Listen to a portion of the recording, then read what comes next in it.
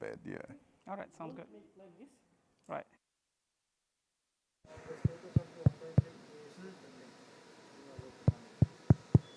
Okay, so end on 5, right? And you're getting? Yeah.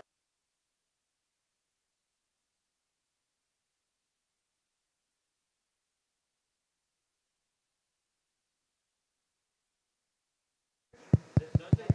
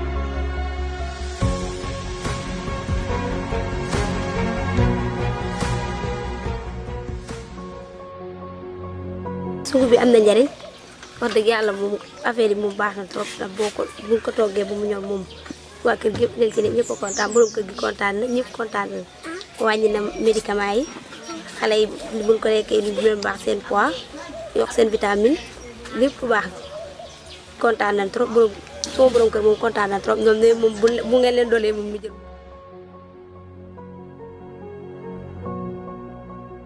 bi ñu tëjee ci corona bi ñetti weer a ngooy daanaka defuma dara liñ ma joxat nag ci laa doon dund jënd ci ceeb jënd ci diwlin di ci dimbaleku ba aw ma benn jafe-jafe.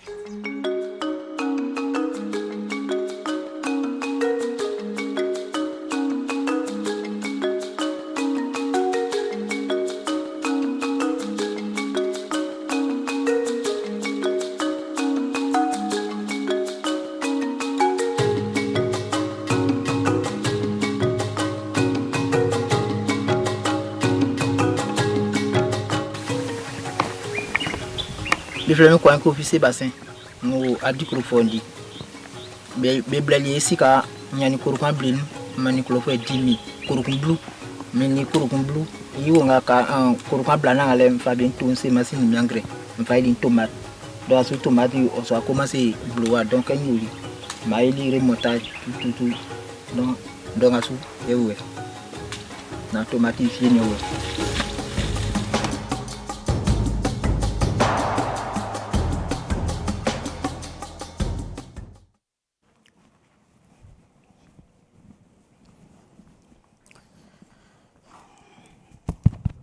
Okay, thanks for that short video highlighting some of the work that ARC is doing.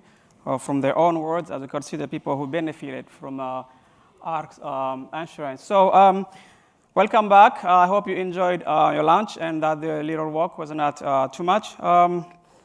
So earlier in the program, I've mentioned about the Situation Room and that we were going to hear a little bit more about it later in the program. So that time is now. So I'm going to invite Mr. John Matthias and Mr. Marco Masabo to come and tell us a little bit about the Continental Situation Room, the progress and the achievements so far. So a round of applause for Mr. John Matthias and Marco Masabo.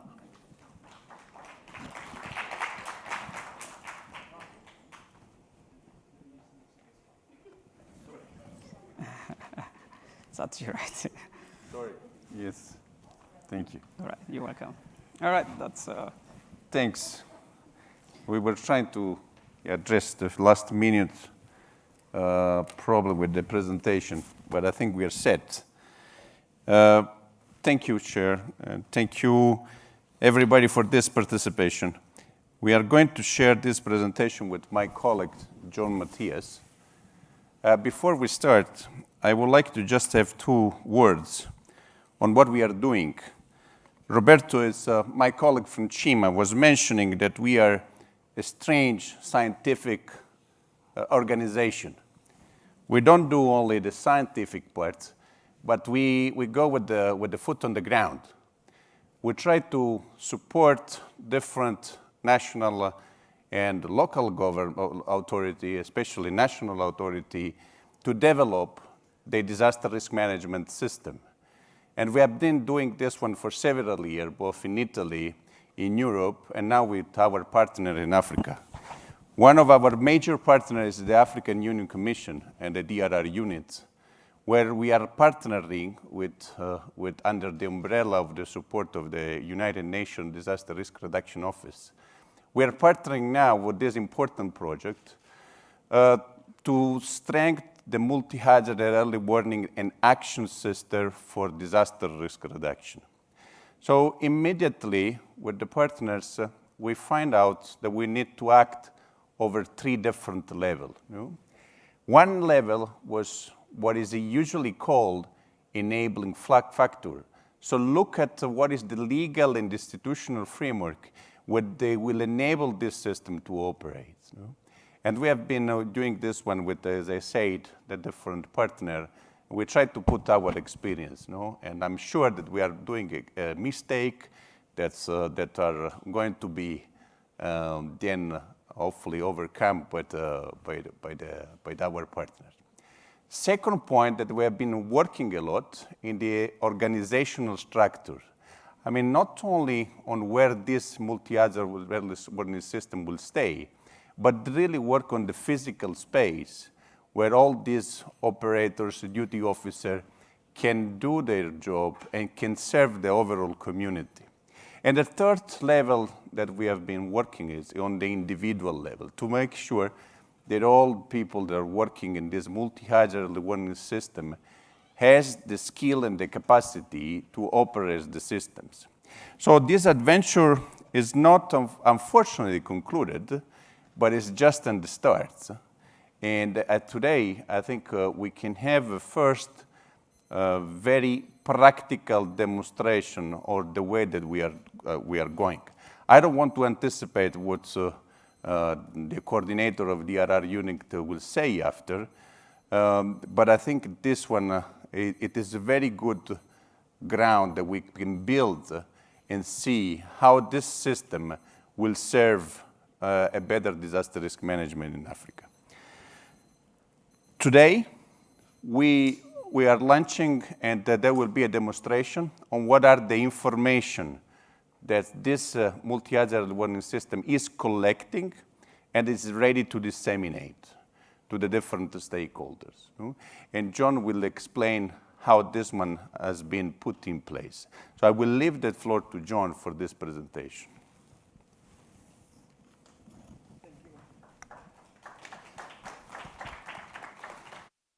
Thank you, Marco.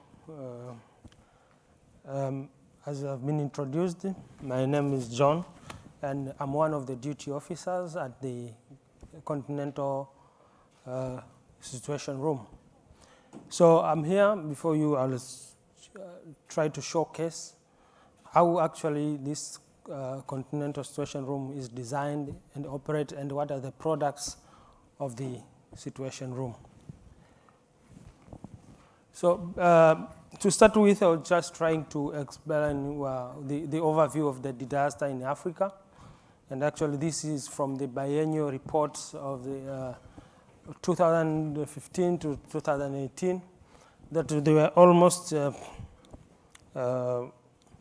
could see the mortalities, 2017, 2018, 36,000. 2015, 2016, almost 31,000. The economic loss, direct economic loss, up to $8.1 million. The number of affected people in million, 58.8 million. This is across the continent. And this, the below table shows by the regional economic communities with IGAD region, ECAS, North Africa, SADC, ECOWAS regions.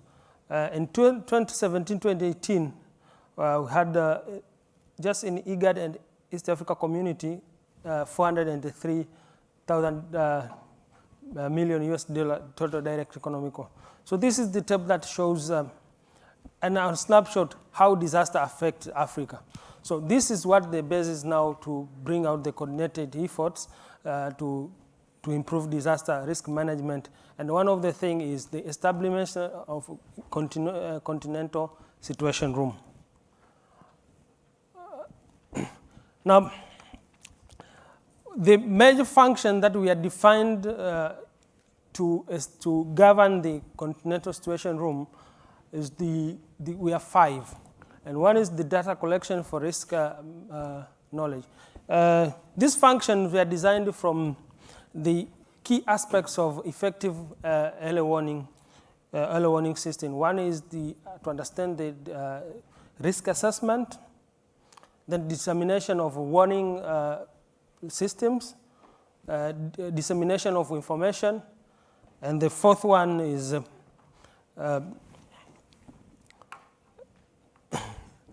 the first one is the capacity building. So this is the 5 functions were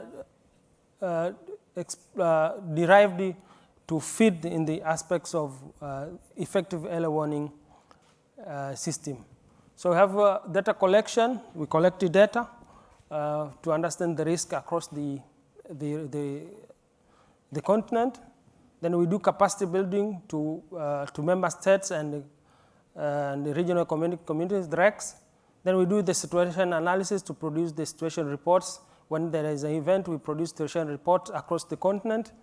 We do information dissemination and communication, dissemination of this reports, dissemination of early warning information. And then we do coordination, for sector coordination, stakeholders coordination, and whoever all involved to bring together the efforts in disaster risk management. So these are the 5 functions of the Continental Situation Room. The objectives, there are 3 objectives, and one is to collect types of data, relevant information for disaster risk management from all the member states, RECs, international organization, and media person. The second was to coordinate efforts from multiple relevant stakeholders aimed at enhancing continental resilience to disaster at the continental level. And the third one is to provide reliable information to all stakeholders. The reliable information, I mean the situation report and the Continental Watch report. This is the layout of the situation room, which is actually at the Addis Ababa AUC premises. So it is designed to accommodate 8 officers, equipments and systems. So it have the 8 officers, but there is a, I think there is a pointer. There is this officer, there is a meeting room during emergency or non-emergency, they can have the meeting. So the equipments are all installed, and everything now is set. So soon it is going to be inaugurated at Addis. Now, this Continental Situation Room is designed to operate, to accommodate also, to operate and integrate the regional situation room. So far, there are 2 regional situation rooms from the ACMAD in West Africa and the IGAD region, IGPAC situation room. So this is how it operates. Then we have the Continental Situation Room, the ACE2 multi-hazard situation room, and then we have IGAD Disaster Operations Center situation room and ACMAD situation room. They all operate together to produce information to help the AUC situation room to produce a very reliable products. That means situation room, situation reports, and Continental Watch reports. So they share relevant forecast and information. What is forecast for the next, mostly for the next 5 days. And they also try to share and gather information whenever a disaster strikes in any of the member states. So they do the injects to the Continental Situation Room. Now, the progress so far in establishment of the situation room, I said, the office space is already attained, the ASU premises. The equipment, the softwares, the equipment are already procured and installed, ready, furniture, and everything is software for forecasting is being operation, even its operation. Then the documentation, the standard operating procedures for running the situation room, the data sharing policy, the emergency preparedness plan, and the rest of the work, they're all available. So far, the situation room has 3 duty officers, and actually these duty officers, they have been trained and they can operate. They are now in operation. For the time being, they are operating remotely, and soon they will relocate to the situation room. So the way forward is to see the well-functioning continental situation room. That's the target.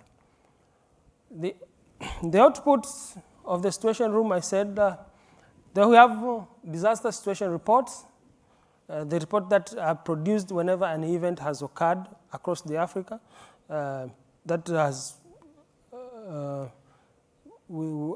brought the attention of the state, of many people. So sometimes the situation room does not report to small minor disasters that have not caught the attention. So they have the situation room report. Then the reports are developed and disseminated following a disaster event in the member state. A report give a brief of the causes, the impact, and the what forecast what will happen in the next few days or weeks if the situation progress. Then there's Continental Watch. This Continental Watch, it's like a forecast report, a forecast document showing. It shows what is anticipated, what hazard it will likely to make a landfall, and the projected impact. And there's the daily operation activities that are conducted by the situation duty officer, like capacity building to the member state, preparedness plans, the normal. Then this is the layout of the situation report. In the situation report, we analyze, we put the event type, where it happens, how it happens. There is the map showing which area is more affected, and you could see the colors. I will explain the colors later, but you could put, it has some colors. And these are the highlights, where in Ethiopia, how many deaths, affected people, affected households, and the rest of the information. So can give a background of information, how is that event developed, and things of the like. So those color codes represent the like warning levels. So there are 4 agreed warning levels: green, yellow, orange, and red. And the green, if the event is colored green, it means that it's localized, subnational warning triggered by national early warning system, and no action is required.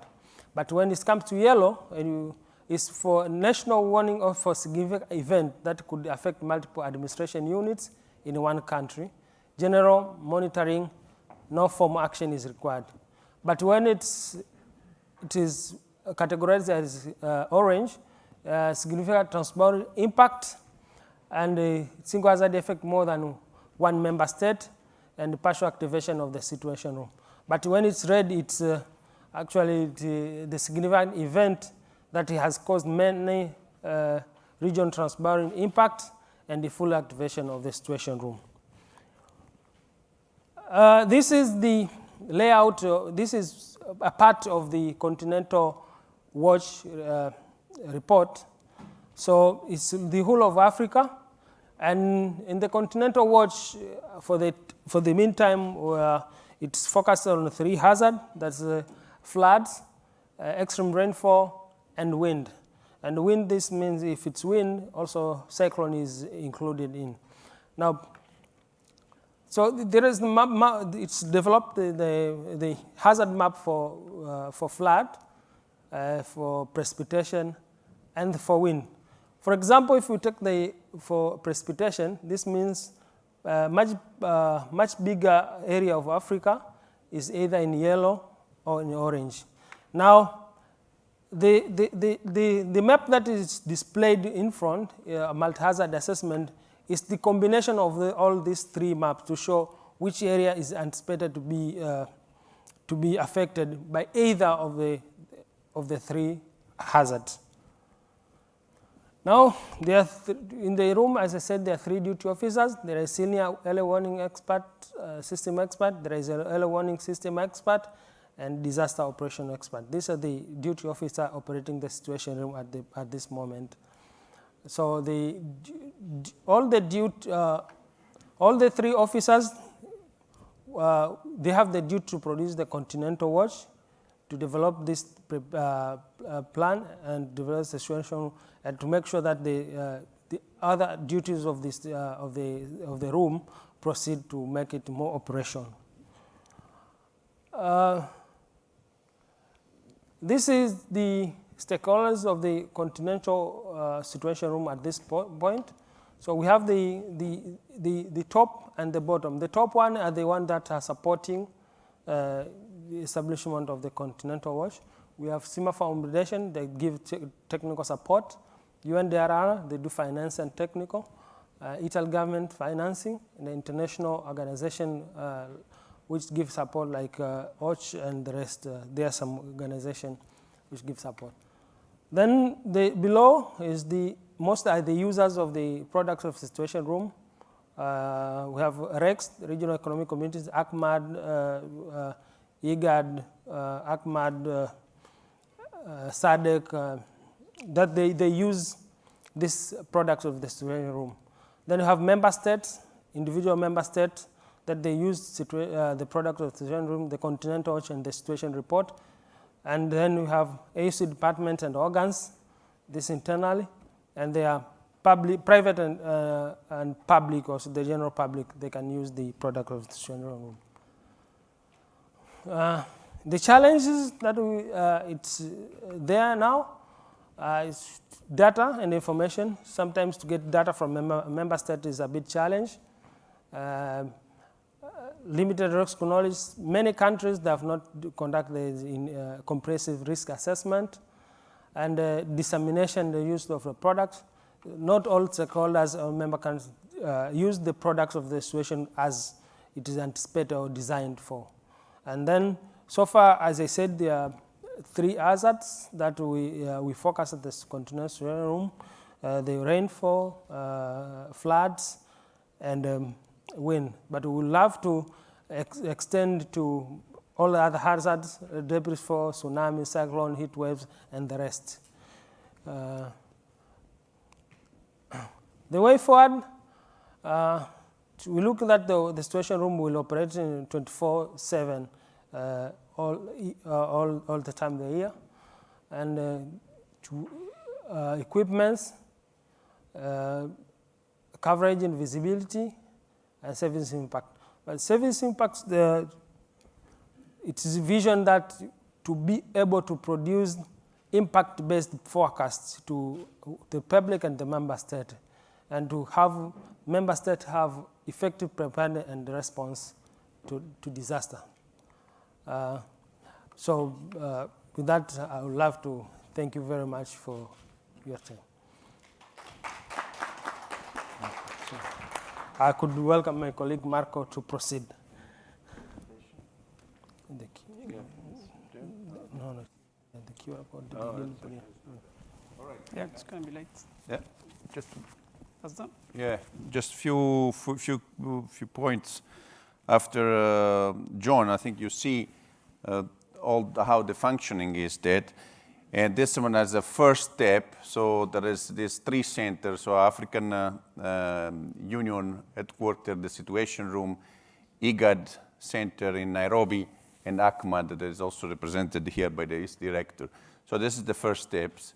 And the plan is according to the roadmap that was approved back in 2019 to develop also to connect with the other regional center. And I think it will be worth to explore also with ARC. I want to just to present this flyer that I think all of you has received there. So the duty officer today, they are preparing a new bulletin that will be valid for the next 5 days. So if you could just, if you want to scan this QR code, then you will receive today this bulletin as a demonstration. And we will be back in the interactive section to comment on this bulletin. This bulletin will be received approximately in an hour. So the duty officer right now working on it, so collecting the information and synthesizing this Continental Watch, and will be delivered in Telegram through this channel. After that, each of the subscribers, you will have a very, very short questionnaire surveys, 5 questions to see your feedback on how this bulletin can be understood and improved. So I encourage you, please, to take this QR code, and if you have problem in accessing it, we are here also to assist in subscribing to this Telegram. And then I will give the floor back to the chairman. Thank you again.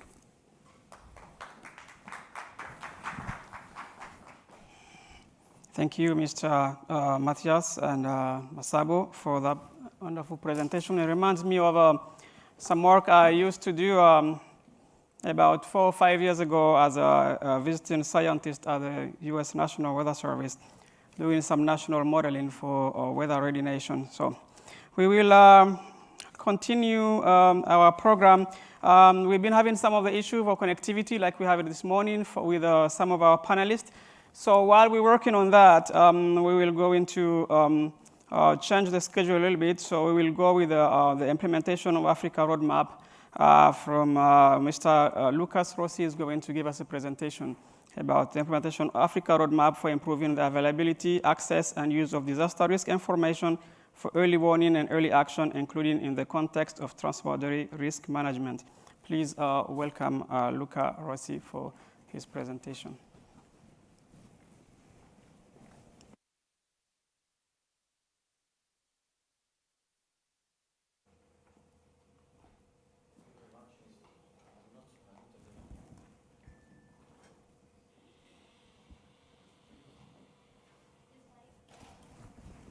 Do you have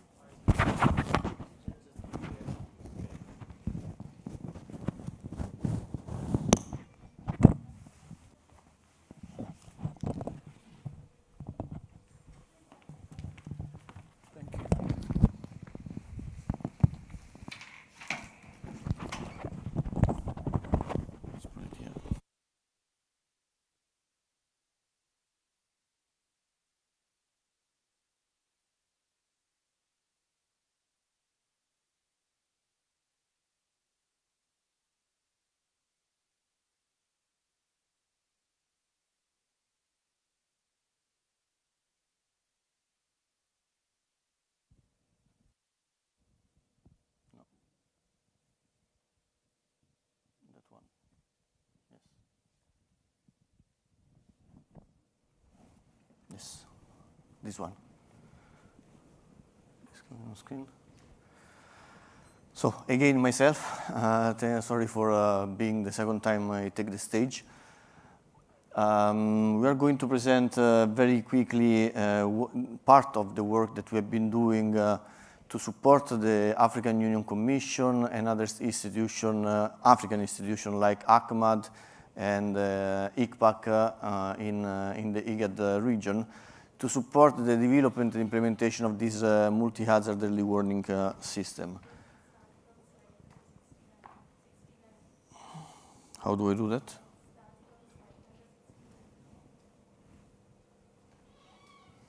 Try to get my slides on the screen.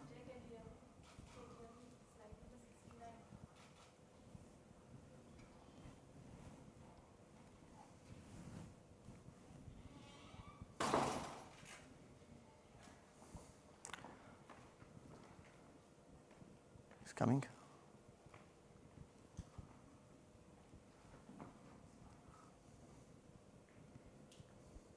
However, let me start. Okay. So the idea is that we went through a very broad and inclusive consultation process supported by UNDRR and carried on in cooperation, as I was saying, with the African Union and a number of other partners. And this inclusive process, as you can see, went through different steps and ended up in the development of a continental roadmap for the development of an impact-based early warning system, which at the end has to activate early actions by the African institutions.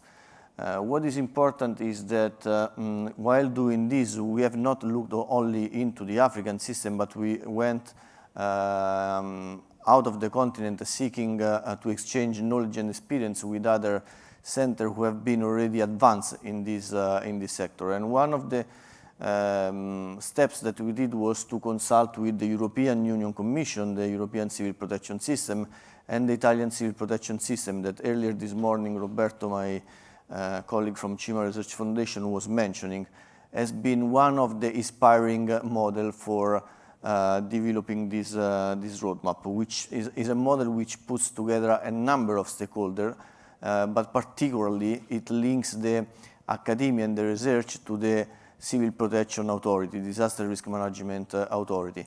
And so that whatever are the tools that the research is developing are are really matching the operational needs of the authority, even in terms of the responsibilities. This project is the implementation of the design and implementation of the roadmap is supported by a number of donors.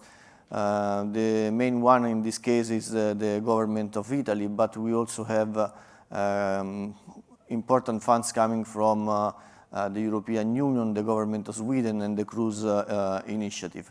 And this is another thing that is very important to remark, for the simple reason that we are not implementing a donor agenda. We built something that attracted the interest of the different donors who basically coordinated among themselves to ensure that UNDRR, the African Union, and the other partners receive sufficient funds to implement this program. And this is, I think it's a quite interesting element to point out. Impact-based early warning system for early action. What does it mean? It means that we cannot stop our early warning to the meteorological forecast. We have to exactly figure out what is the expected impact from an upcoming hydrometeorological event. And not only in a single place. We have to be able to compare the potential impact of a disaster in different places, possibly transboundary impacts of a disaster, because we need usually to prioritize our intervention. So it's important that when we measure the potential impact, we understand and we speak the same language in this case about what we are talking, where is the most damage expected, because this is the place where we have to prioritize our intervention. To do this in the proper way, we have to enhance very much the coordination mechanism, and we have to understand exactly who is doing what is its mandate, what is its role, responsibility, what is its technical capacity, what is the administrative capacity to implement the measure that this entity is in charge for. Does he have all these elements in order to implement the mandate, or is something that will not be able to move forward because it should work in cooperation with someone else and there is no legal and institutional framework facilitating this relationship? Another point is accessing the data and information that we need. There are many studies, there are plenty of studies indicating that Africa is missing a lot of information. What do we mean? WMO, other UN entities are doing a lot of studies, and they say that we are not even at 20 or 30% of the data that we will need to produce real information for early warning system. True. The investments to cover this gap will take the next 10, 15 years, probably. So it's better we start from now investing, but at the same time, in parallel, we try to access and use efficiently the data that we already have in place.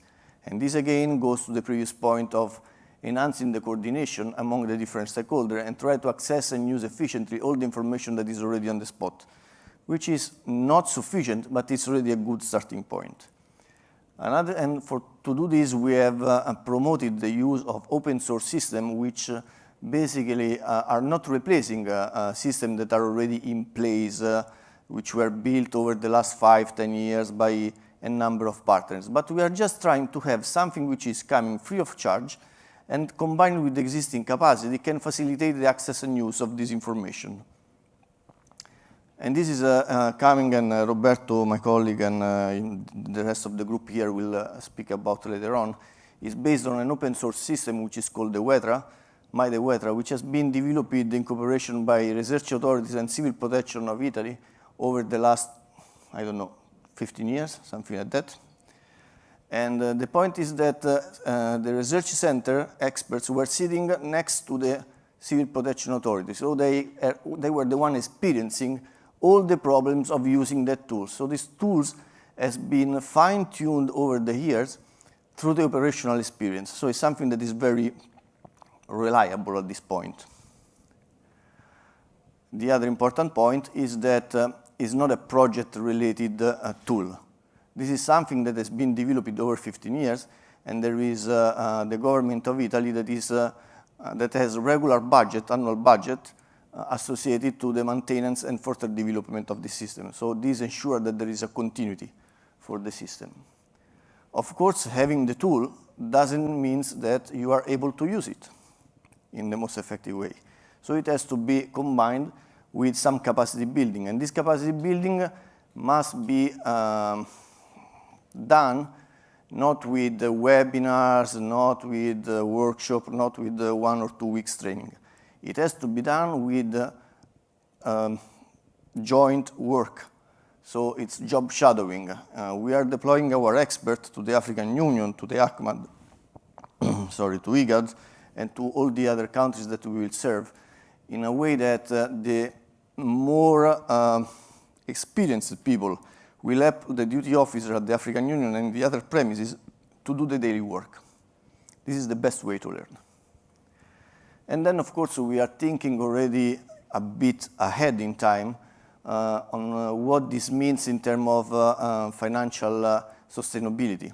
How do we maintain this kind of system? This is something that sooner or later has to go in the full hands of the, I don't call them beneficiary because we are partners, but it's not something that can be supported only with international resources. It is something that should be in the long term supported directly by the one who are using it.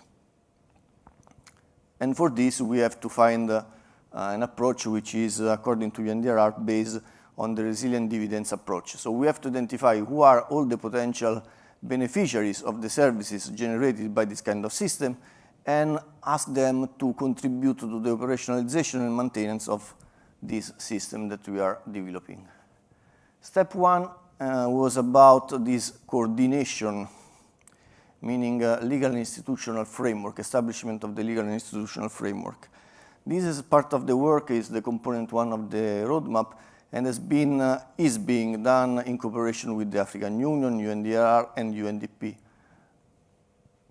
Once we know the data, where the data are and how we can harmonize them and input it into the system, the data are analyzed in a way that we understand exactly what is the expected impact, and we assign the same level, the same code to the same level of criticalities that the event can generate. It uses not only the international databases that can be accessible through this platform, which most of the DRR stakeholders are familiar with, but we are integrating also the local data information. So we have the usually tools that most of these applications have, like a global circulation model, hydrological model, data sets provided by the most important stakeholder in this system, plus the local national data. And the products are the ones that John has showed just before my presentation, the Continental Watch and the situation report. Those are the 3 rooms that we are setting up at this point. This is the one in ICPAC. But the important thing is that all these 3 rooms, which are the first 3 institutions that we have supported, are connected all together through this platform, and they are sharing even the same standard operating procedure to collect, analyze, and use this kind of data in order to generate this early warning system. Of course, I said some of the data comes from directly from the platform, the ones which are associated with international databases. But as you can see, we are linking even to, I don't know if there is a pointer here, but okay, you can see that in the bottom part we are reaching the national, and in very, very few cases we can go down to the subnational level, basically only one country. But the point is that the information flow goes from bottom up and then top down. So the information is collected at the very local level, the maximum local level possible, and then analyzed after centralization, and then used to generate this early warning, and then redisseminated again down all the way down to the very local actor. I think that for this part I will give the floor to Roberto. Roberto. Thank you. Yeah, sure. Just to change a bit the voice. Yes. hear me or you need to activate this? No, I'm still the one. You're still the one too. I can shout if you want. I don't. Okay, very good. Thank you so much. Oh, but the presentation was the same. I mean, if you can just reproject that, I mean, that would be fantastic. Thank you so much. Very good. Okay, thank you. So thank you, Luca. I mean, it's just, I mean, for changing a little bit, the speech, but the speaker actually, but not the speech, because what I will be saying to you is exactly along the same line that Luca was explaining. So I just wanted maybe, I mean, to make you, giving you a sort of idea of how powerful could be having a roadmap that inspires, okay, a sort of a long-term program. That's really like the important thing. So, and maybe what I was thinking, well, how can I do this, okay? So I will just, list down, all the activities that are, foreseen in the roadmap. And in the last, few years, how many projects have contributed directly, to those activities. And that becomes something like, sometimes it was guided, okay? Sometimes, as Luca was saying, it was going to the donors, going to the institutions and sell the roadmap to them, okay? So sell the idea, convince that was a good idea. And that is one way to do it. But it happened also naturally. So that, many of the activities that were already foreseen by other donors in a sort of independent way, because of course, we are not reinventing the wheel. We know, what is needed. But it was so easy to mainstream them, into a framework that was larger than that, to really leverage on, multiple projects, to reach, the final goal. Because as Luca was saying, it's a much bigger goal than just one single project. It's like, we hope, I don't know, in the institutional framework that we design and co-design together with the UNIUC, mainly, but with the support from UNDRR and UNDP, that is, supporting the first two activities, so the legal and institutional assessment and financing mechanism on one side, and setting the basis for the continental coordination function. What we are suggesting, and it will be discussed actually next week in Nairobi. So, if you happen to be interested, please, come to the event. Maybe, I think, it can be followed virtually as well, right? So I hope, you can be there. We propose at least like a 7-year program, okay? In order to achieve, I don't want to say, to the full extent the roadmap, but at least, a good chunk of them. So to see that, people are, that we are on the right track. Okay, so but this is to give you an idea of how long it will take, to change, the system.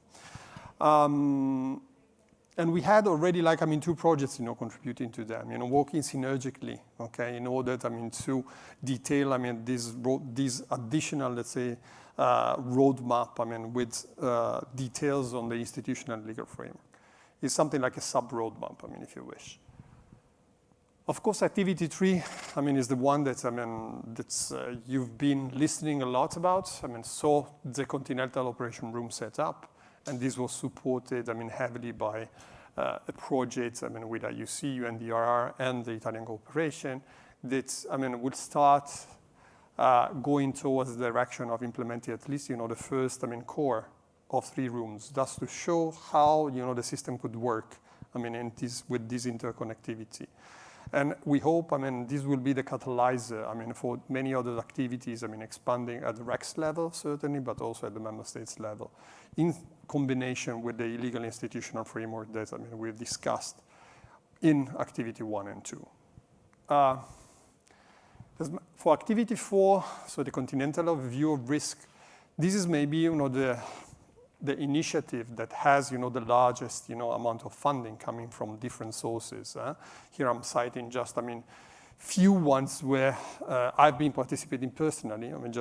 But there are many more. So to say that there are possibilities of really collect, all this information under the umbrella of the roadmap. So the different risk profile produced, the different risk information produced, the need to be acted, within the situation room, in the early warning for early action, framework that we designed before. And you see there are many actors, national and international, that have contributed already, like to a large extent at the continental level, and there will be many more. So it's an ongoing effort. It's not something that we intend, to start and finish. Okay, it's something that will be cyclically going on. So we hope, this still, can be mainstreamed in the effort of the roadmap. For activity 5 and 6, so monitoring, forecasting. Okay, and on the other side, and dissemination and communication.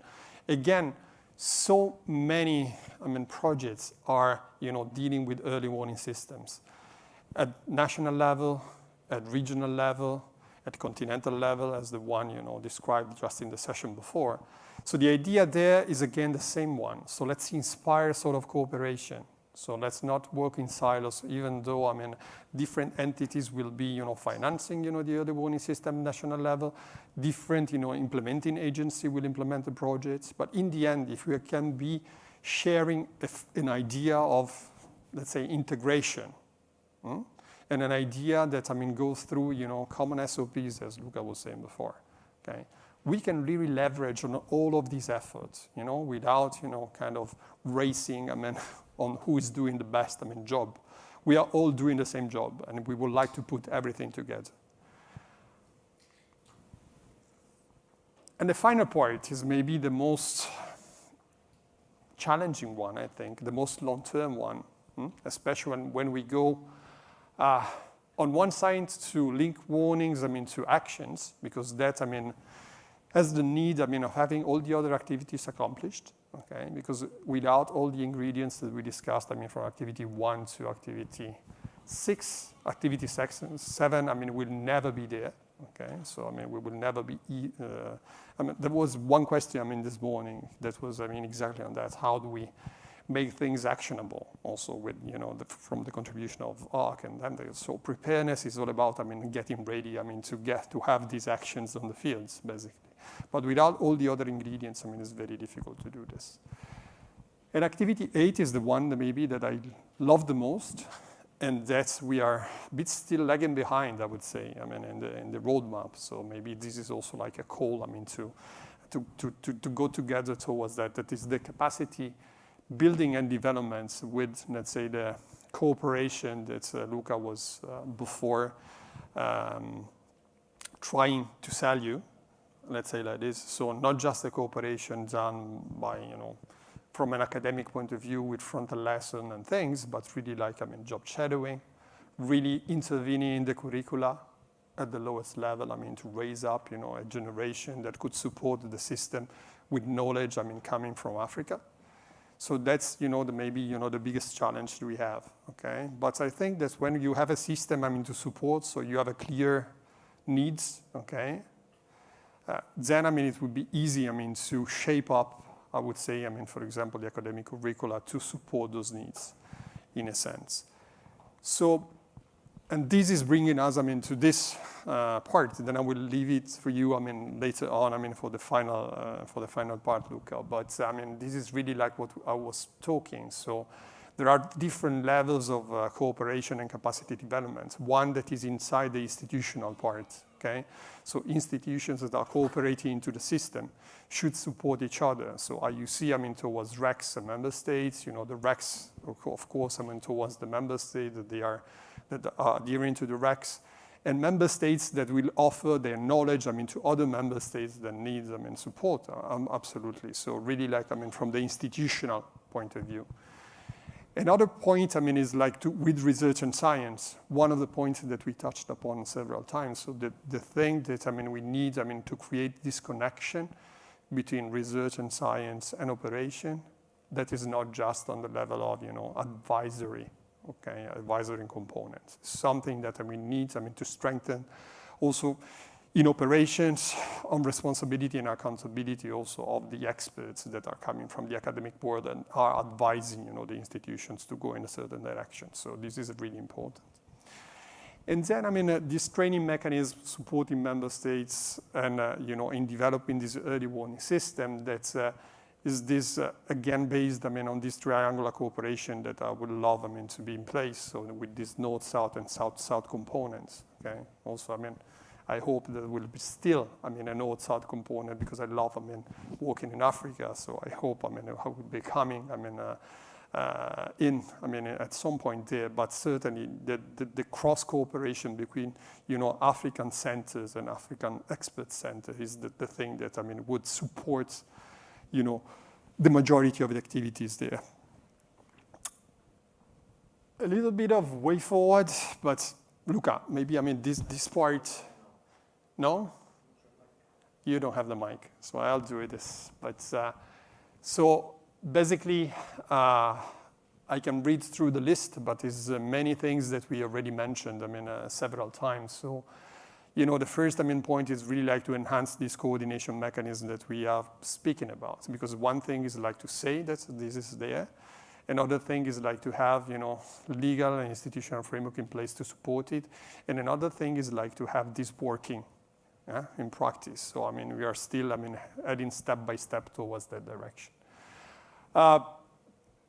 This second part, I hope, it will be supported by the system naturally. So the possibility of, collecting information and redistributed information at different levels, being these like continental, regional, national. So, and these, I hope, it will come. And for doing that, we need certainly, strong, monitoring on the investments that are there on the IR. So, the possibility of institutionalizing like a way to track them, is the only way where, we can really first assess, where, the investments are, coming from and going to. And so, maybe retune, some part of it. Otherwise, we will be a little bit in the blue, in there, and without, the possibility of taking informed decisions.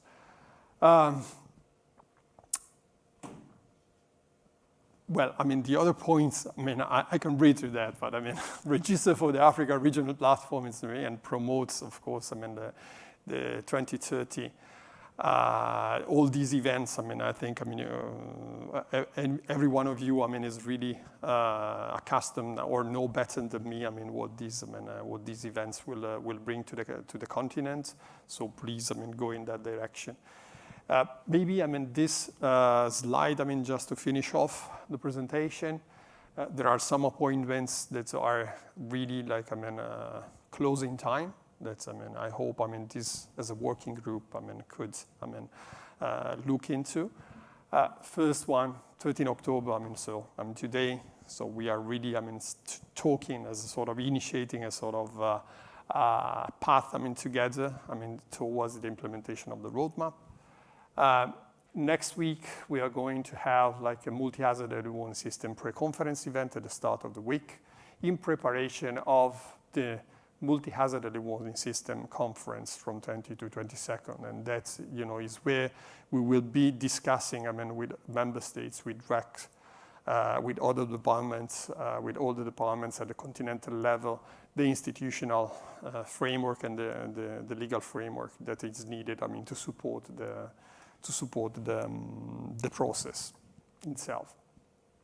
On the 27th of October, there will be the inauguration of the ICPAC facility, again in Nairobi. Hopefully, I'm looking to Marco because I know he's struggling, to get it done, but I hope, that will happen. 5th November, the World Tsunami Awareness Day. It's another important point that we need to have. The African Regional Platform for Disaster Risk Reduction, which is one of the places that could host, many of the technical discussions, about, the implementation of the roadmap, to come also. So, it's one of the most active, I would say, initiatives that we have in this domain in the region. So, we should exploit it as much as possible, also for the implementation of the roadmap. In then, we will have the second week of December, possibly, to be confirmed, the inauguration of the IUC Situation Room. I'm looking to Kai, that we will hopefully be in Addis, to see the inauguration of the Situation Room that Marco and John were describing before. So with this, I think I can thank you. So we are ready for questions if needed. If not, there will be, time, for questions, I think, during the next session that I will have, like, activities on the operations and discussions on the platform as well. Thank you so much.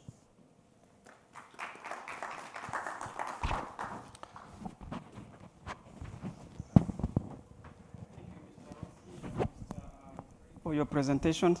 I got word that we got some of our panelists connected online, so we will move to our panel's discussions. Please join me to welcome the panelists, those who are online. So we have 2 online and 1 here physically. I would like to call Mr. Gatuko Kai, Technical Coordinator, Disaster Risk Reduction, IU Commission, as one of our panelists. Please give a round of applause for Mr. Kai. So we got 2 panelists online. We have Mr. Amjad Abashar, Director, Africa Regional Office, United Nations Office for Disaster Risk Reduction. I'm not sure if they're going to have them on the screen. Okay. All right, and please a round of applause. I don't know if they can hear. Oh, there you go. They can hear us. Welcome, Mr. Abashar. And so we have 4, actually. I was told 2. So we have Mr. Mahmoud Ahmed Amdihun. Please a round of applause for Mr. Ahmed. And let's show us given who else is online. Cecilia. Cecilia. All right. Let's see. I can read from here. I can't read. They are not here. They are not given. No, I have that. No. All right. So I will let them introduce themselves. That's I think we're going to move on. So we have joined. We're supposed to have 2 panels. We are going to join them together for the sake of time, and also because we don't have everybody connected. The discussions in the panel, we're going to talk about institutional arrangements and also a paradigm shift from a single hazard to multi-hazard disaster risk management fund, and how can that be accelerated in Africa. So please a round of applause for all our panelists. I will, okay, while Mr. Kai is getting ready, I will call on Madam to introduce herself. Can they hear us? I assume you are addressing me. Sorry, there are so many people, voices coming through. It's quite difficult to follow. But if you were speaking to me, my name is Cecilia Aipira. I'm the team leader for disaster risk reduction for UNDP based in Nairobi. Over to you. Thank you. Welcome, Ms. Cecilia Aipira. All right, and I assume our next here is Dr. James Kinyangi. Am I correct? No. All right, they say you shouldn't make an assumption. So, all right. So I'm just gonna let my panelist introduce himself, please. From the World Meteorological Organization, that's Dr. Amos Makarau. Is that correct? Dr. Amos Makarau, Director of WMO Africa Regional Office. Hello, greetings from Addis Ababa. This is Amos Makarau. Can you hear me? Of the Yes, Regional we can. Office, WMO Regional Office for Africa. Can you hear me? Yes, we can. Thank you. All right, so I'm going to join Mr. Kai here so he doesn't become too lonely here by himself. Okay, so as I already mentioned, our panel discussion today are going to be talking about institutional arrangement for the multi-hazard early warning system and early action, and also the paradigm shift from a single hazard to multi-hazard disaster risk management fund, and how this can be accelerated. This panel lasts about 30 minutes. I'm just going to ask first question here. I'm going to ask the one who is here with me so far right now, Mr. Cow.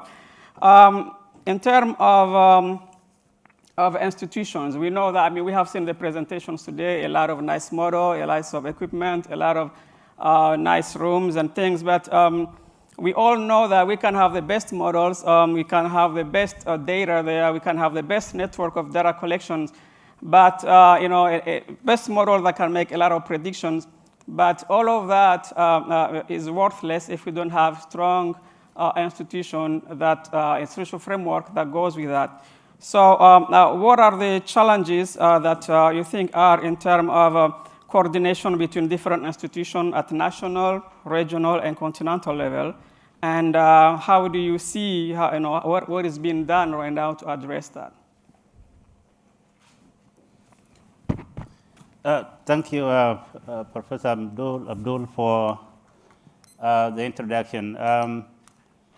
Good afternoon, colleagues. Good afternoon, Amjad, Ahmed, Cecilia, and Dr. Makrao. We miss you here in Dubai, but I hope the technology will allow us to exchange our views in this important topic. Well, just to go directly to the question. Since morning, we have seen a rather very bad reality of disasters in Africa, where we have seen increase both in a number of people dying from disasters, as well as the economic losses.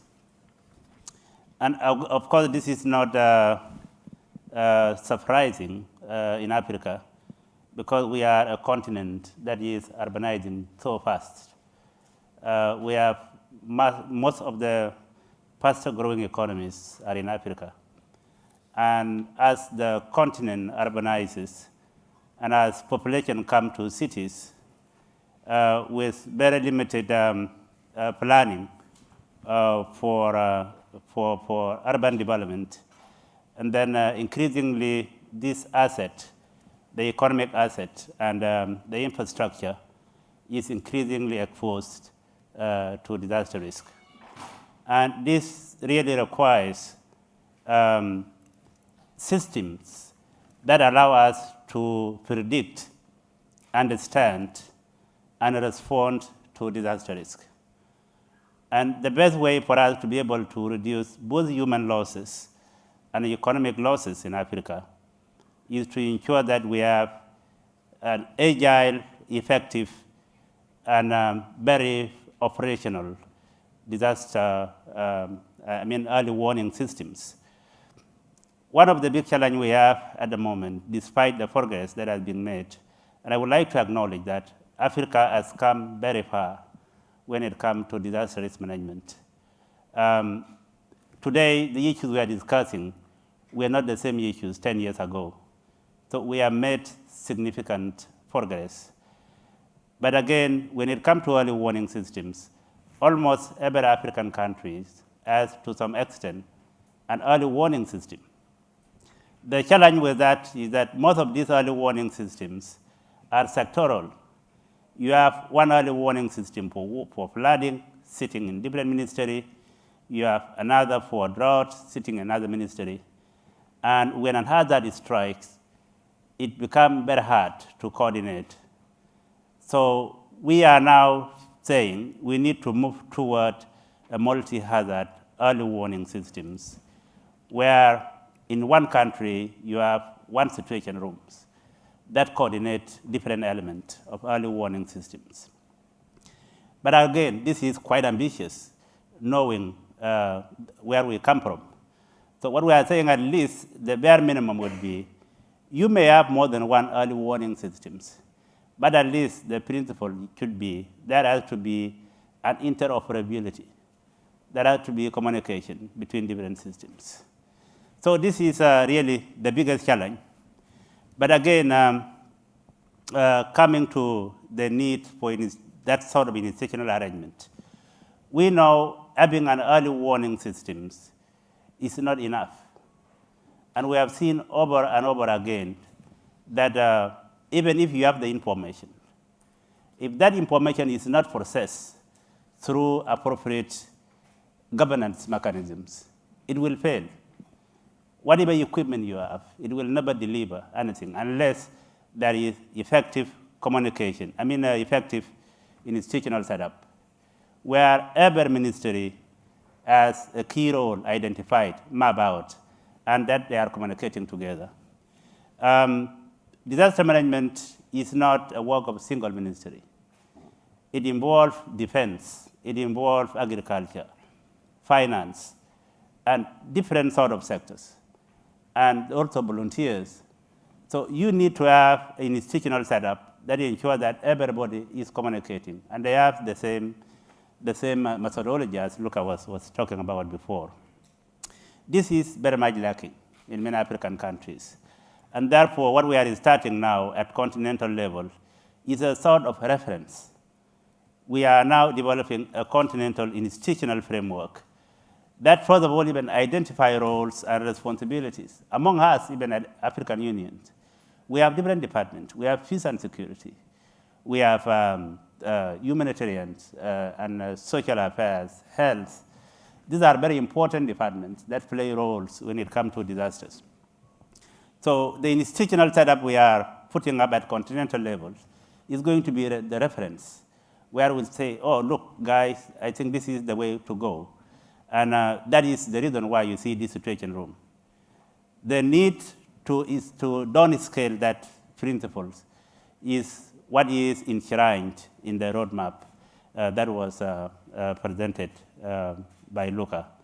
So ultimately, just to summarize your question, the way to go is to have institutional frameworks that are backed by legislations. You need to have strong legislations that ensure that everybody is working together. And I think this is the way to go for effective early warning systems in Africa. Thank you. All right, thanks for your answer. Before I get back to you, I would like to see if any of our panelists online want to add something to that. Dr. Amos, something? Yes. Okay. Hello. Thank you very much. Greetings to you all. I hope you can hear me. Can you hear me? Yes, we can. Yes. Thank you very much. Due to internet problems, I was not able to hear the questions clearly, so I'll just piggyback on what my friend Kai has indicated. Looks like you are talking about the challenges and the needs for institutional arrangements. I definitely agree with them. One of the problems that we have is that until recently, the issue of climate and disasters were not really were taken for granted. That's why there were problems between early action, between early warning and early action. So that has been the biggest problem. How do we bridge the gap between issuance of an early warning for disaster and the action taken? So that's a challenge that we had, and it's for the policymakers to do something about. And also the issue about too many players doing the same thing. Duplication of efforts, there's no accountability, there's no collaboration. So definitely the issue of collaboration, which I heard, is very, very critical if we are to succeed, particularly when you're linking with the last mile.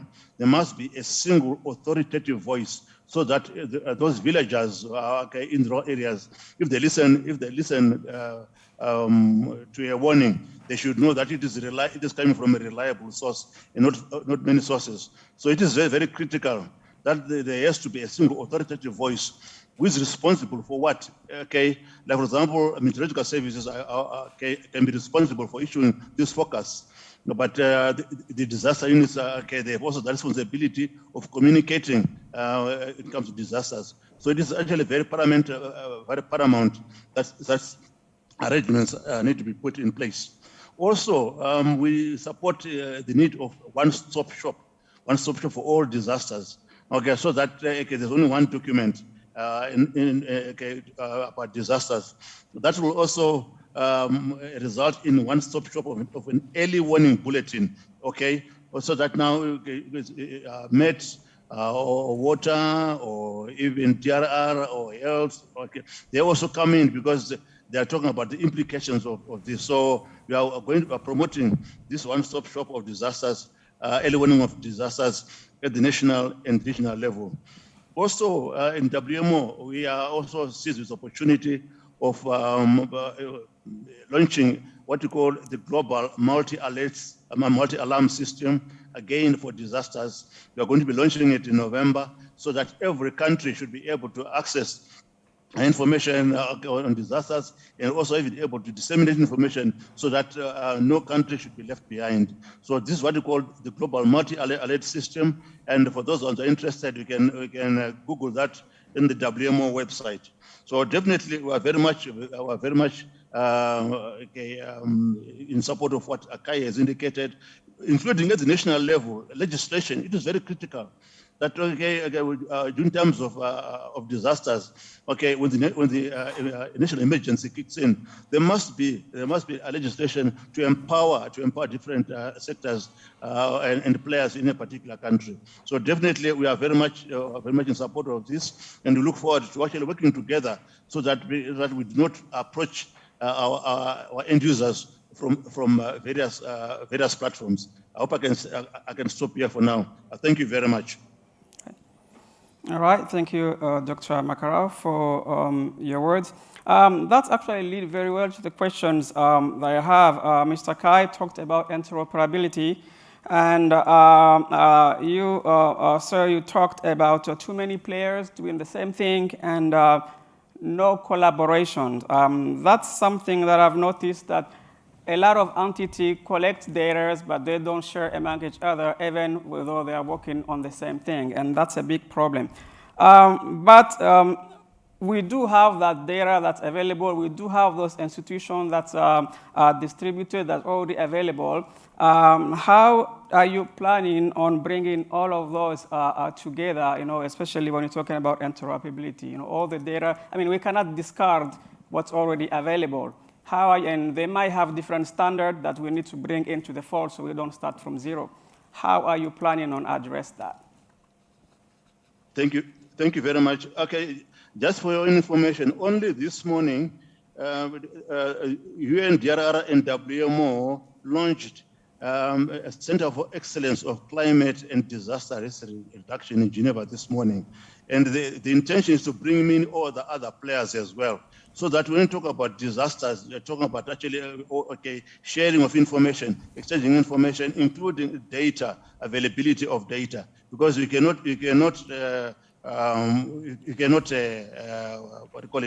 operate simply, but you need to share data as well. And this is, for example, why we're talking about the multi-hazard alert system. We're supposed to bring in all the players, so that now we have one depository of data.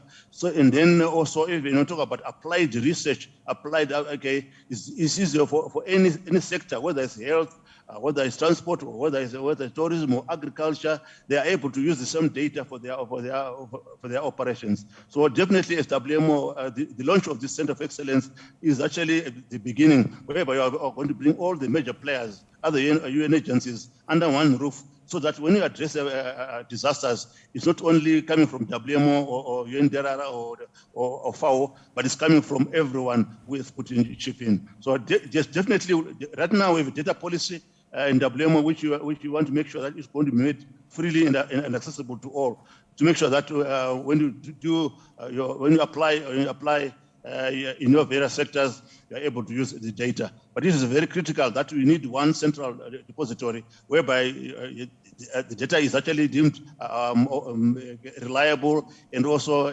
consistent and something that can be used upon. I hope that is something that we can do. But definitely, multi-sectoral approach, resulting in a one-stop shop is the way forward right now. We cannot afford to continue working in silos. Data is very critical. Thank you.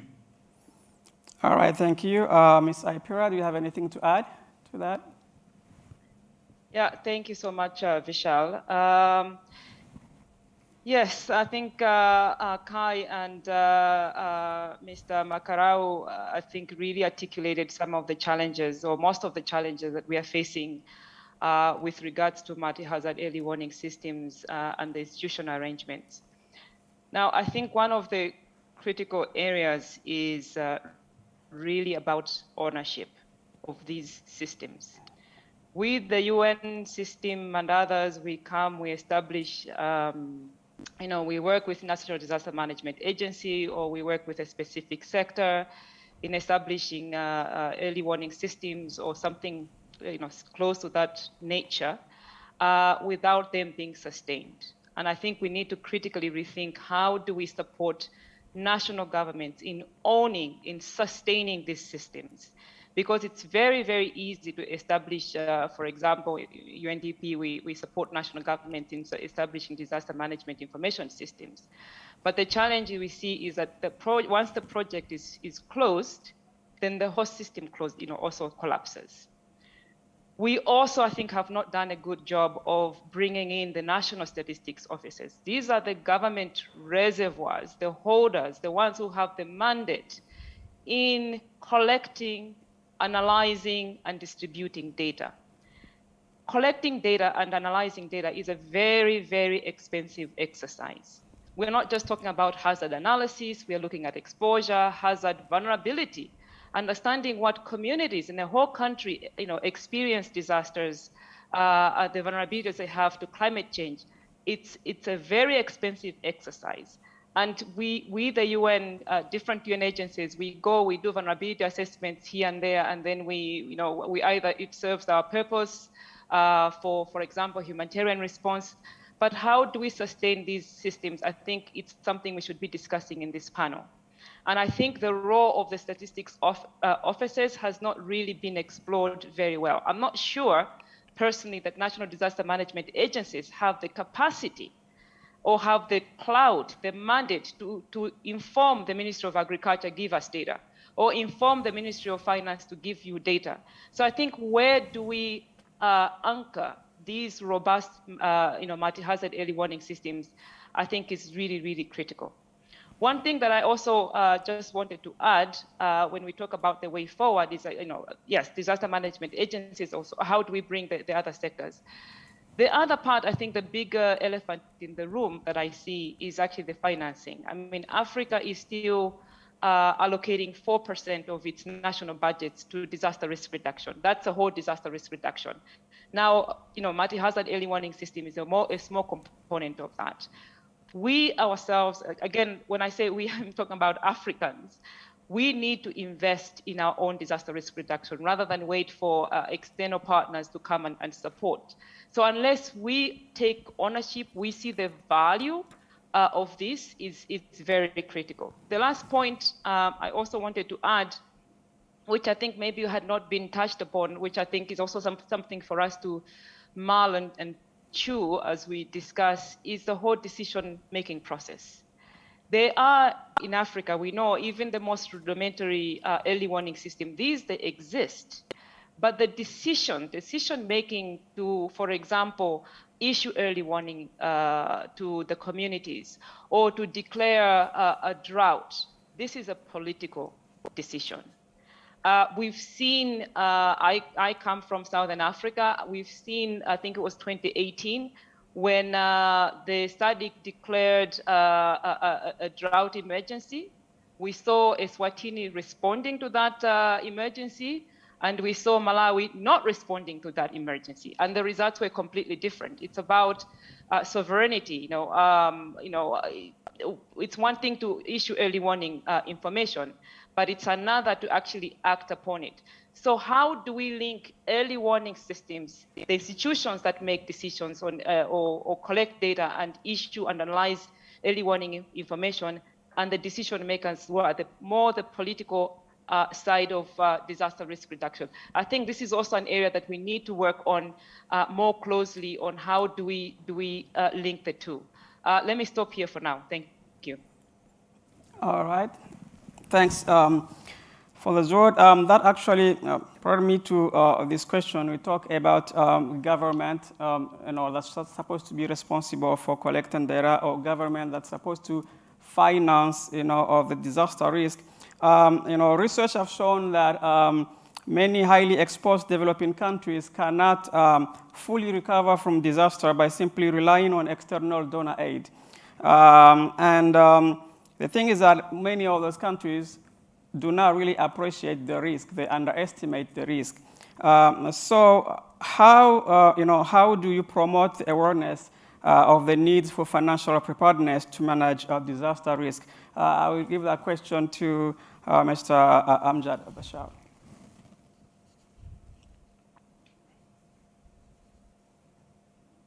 Thank you very much, Vishal. It's much appreciated. I think those questions are all very much related. One of the challenges that we're having in Africa, and not only in terms of data, but I think if I could just begin with the importance of having the basics, understanding the risks. There are two really main areas that I think in Africa we need to do more work on. One of them is what we discussed earlier, the issue of data, and that's very important because it helps you understand the risk that you're doing and therefore plan for more better intervention. And the other one really is about governance, and we've discussed that also, is about the institutionalization, the interoperability, whatever you want to call it, is very critical. But when it comes to the financing for disaster risk reduction, also we need to understand how much financing is going into disaster risk reduction and be able to sort of distinguish that from disaster response funding, which is very much benefiting from what we used to call the CNN effect, the attractiveness of disasters. No matter how appalling they are, they actually attract much more donor funding. So this is a major challenge that we have, and I think it's very important for African states to start shifting away from combating the CNN effect and work more towards ensuring that the funding they get or the funding that is made available is used to invest in disaster risk reduction. For example, we produced a report from UNDRR back in 2019, which stated that out of the total amount of humanitarian assistance that goes, which is in the billions, only $4 for each 100 out of $100 is really spent on disaster risk reduction.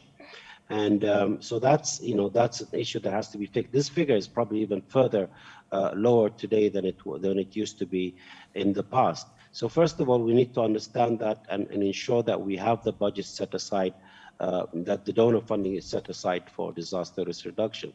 The other thing is that we carried out also, alongside risk profiling, we also carried out risk-sensitive budget reviews in 16 African countries.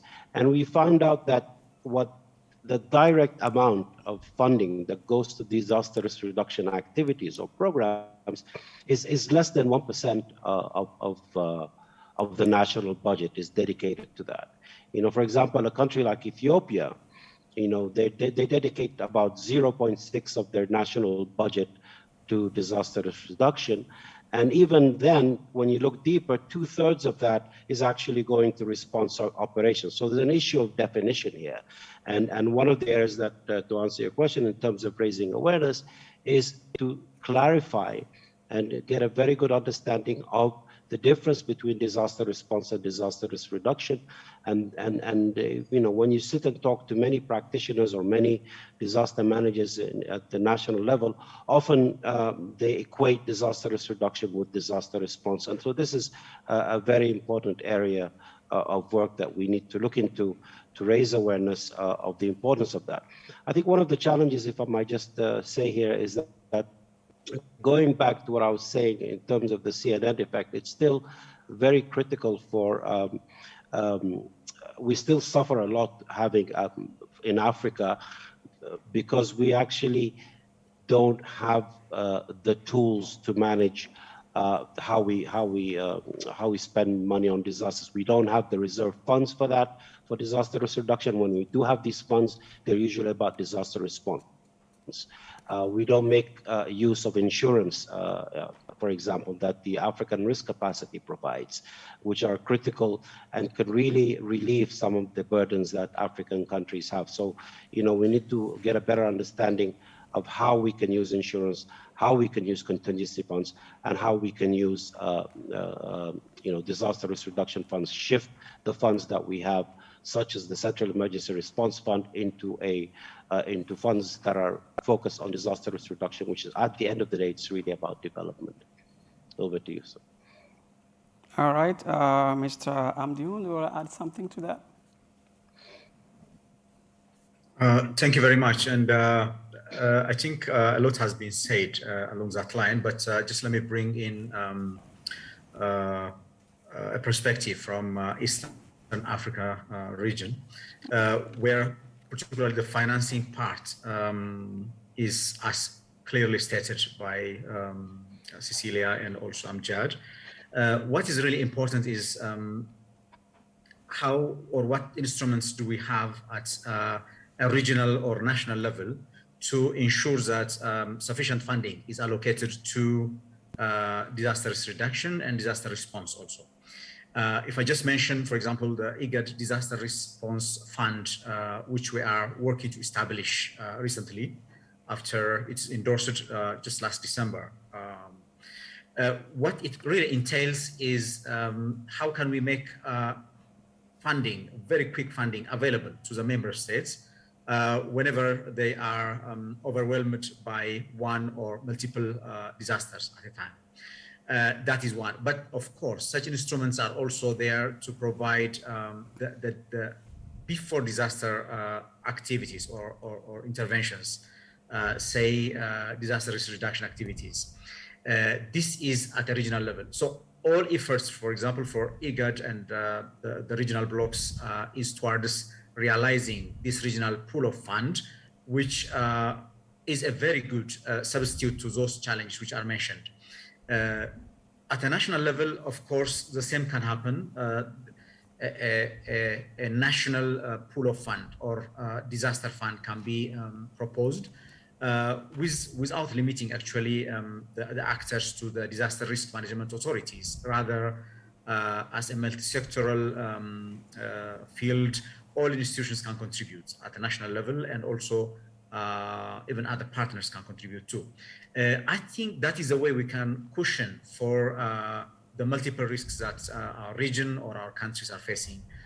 Sometimes due to competing priorities, I really don't want to put the blame on the countries for putting a little amount of money, primarily because there are quite a number of challenges. Of course, I fully concur with my brother Amjad on even from the definition itself, particularly at a budgeting level, there is little consideration of a response and preparedness. Whatever total amount is indicated is for disaster. But in addition to that one, I think there must be some innovative ways that we need to come up with, like the encouraging, for example, the forecast-based financing, which is a brilliant idea and which is a futuristic DRR, in my opinion. We cannot stand and complain about countries contributing a small amount, because that may not change soon, from just my experience, because as I said, of really meager capacities at the national level and quite a number of competing priorities. That being said, there are, I think, quite a number of, I'm very happy for the report from the WMO that the two institutions come together, the two, I can say, giants on this issue of multi-hazard early warning system, the WMO and the UNDRR. That is what we mean in practice, coherence, to be honest. And if we cascade that to our continents, for example, Africa, or our region or countries, I think that is the best way to go forward. And in that, I can see countries and regions accessing funds, whether it's climate fund or disaster fund, they all access. So that is, I think, the way forward, which I'm looking at. And I just want to try to look beyond the challenge. I think those are ample opportunities in a more innovative DRR, I would suggest. Thank you. Over to you. No, thank you. So I just got word that Ambassador Sako is, Her Excellency Ambassador Sako is online. So I was going to ask this question, maybe quickly you can get some response from you guys. We talked about data issues, we talked about funding issues. we did talk about governance issues. What do you think will be the private sector in covering the gap for this? I will leave that. Kai, you want to take a part of that? Okay. Right. As I said earlier, I think the key thing here is that as we see increasing interconnectedness of disaster risk, the institutional setting is not only a sort of within national boundaries, because we have seen disasters are increasingly becoming borderless. And in this case, the interoperability we are talking about has to be a sort of vertical, where you have a situation room in REX communicating with situation room in member state, as well with the African Union. But at the same time, you have one hazard affecting 3 countries at the same time. So there is also a need for a particular member state to also have a sort of horizontal institutional arrangement with neighboring countries so that they are responding to the same hazard at the same time. But again, the gaps in funding is very, very key, is very fundamental. But this is not only, given that these risks are global in nature, I think even domestic financing will not be enough to be able to address some of these challenges. So international collaboration is very, very important to unlock domestic financing, because we have seen with COVID-19, and it's true with other risks. All risks are interconnected, and they overwhelmed national systems. So I think this is very important, and increasingly, as we prepare this situation room, our own thinking, what we are thinking as African Union is that it is not only AUC to respond.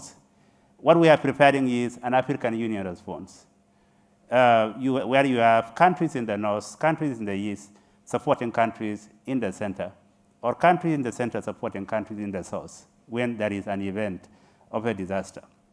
So this situation room is preparing an Africa capacity where we can coordinate African response, supporting one another. So the gaps are real, both at capacity level, but as well as financial capacities. All right. 30 seconds, may I? 30 Sure. seconds, may I add on to that? Briefly, please. Yes. Yeah. You see, a private sector comes in right now, an era of big data and cloud computing. So you cannot have data without actually, so the issue of big data and cloud computing are actually under the private sector. And also, the private sector also comes in terms of communication. Communication is very, very critical, mobile technology. And last but not least, even the universities, okay, I talk about applied research and innovation. So I hope that answers your question with respect to the role of the private sector. Thank you. Thank you. All right, so I think we're getting close to the end of our time. Before we go to questions, I'm not quite sure, can they come back to here after the speech for questions, or I'm not sure how long the connection can hold. Any answer to that? For the speech of Her Excellency Ambassador Sako, can she give the speech while they are online, or they have to disconnect?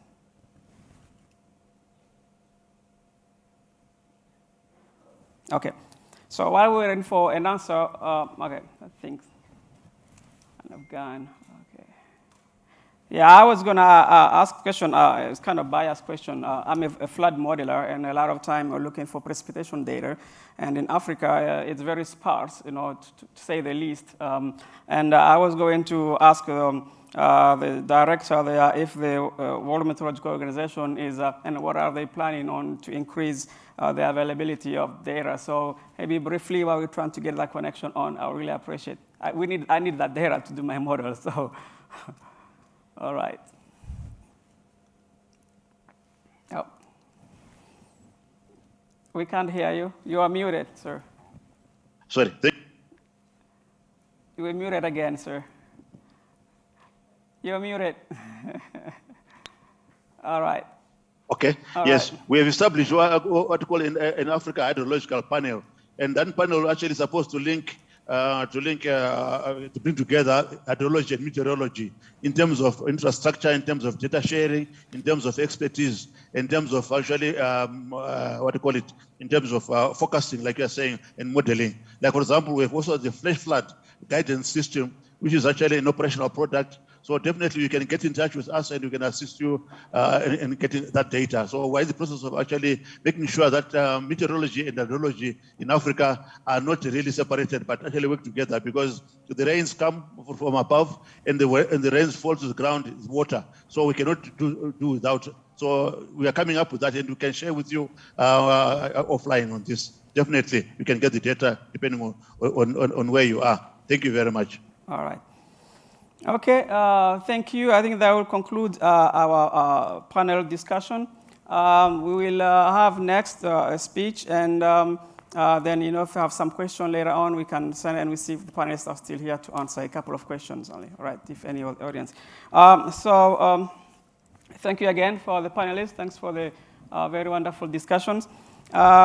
Just going here, so the Department of Agriculture, Rural Development, Blue Economy, and Sustainable Environment of the African Union Commission, under the leadership of Her Excellency Ambassador Josepha Sako, who I would like to congratulate here for her recent re-election, has been instrumental in facilitating and coordinating the implementation of the Africa Regional Strategy and Disaster Risk Reduction and its program of action in line with the Sendai framework. It has developed the first biennial report on the implementation of the program of action launched in August 2020, and is currently working on the development of the situation room that will coordinate the critical deployment of Africa multi-hazard early warning systems. Please welcome Her Excellency Ambassador Josepha Sako for some words from us.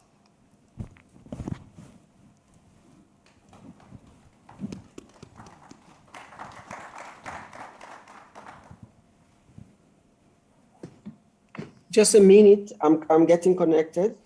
Okay. Just a minute. Okay. Just a second.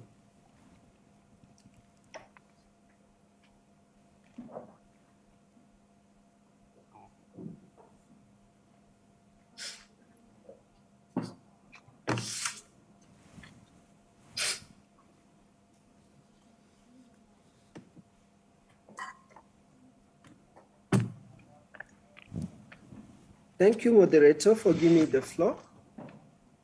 I don't know if the protocol I'm going to mention are attending this meeting, but that's the protocol I was given as a participant of this meeting.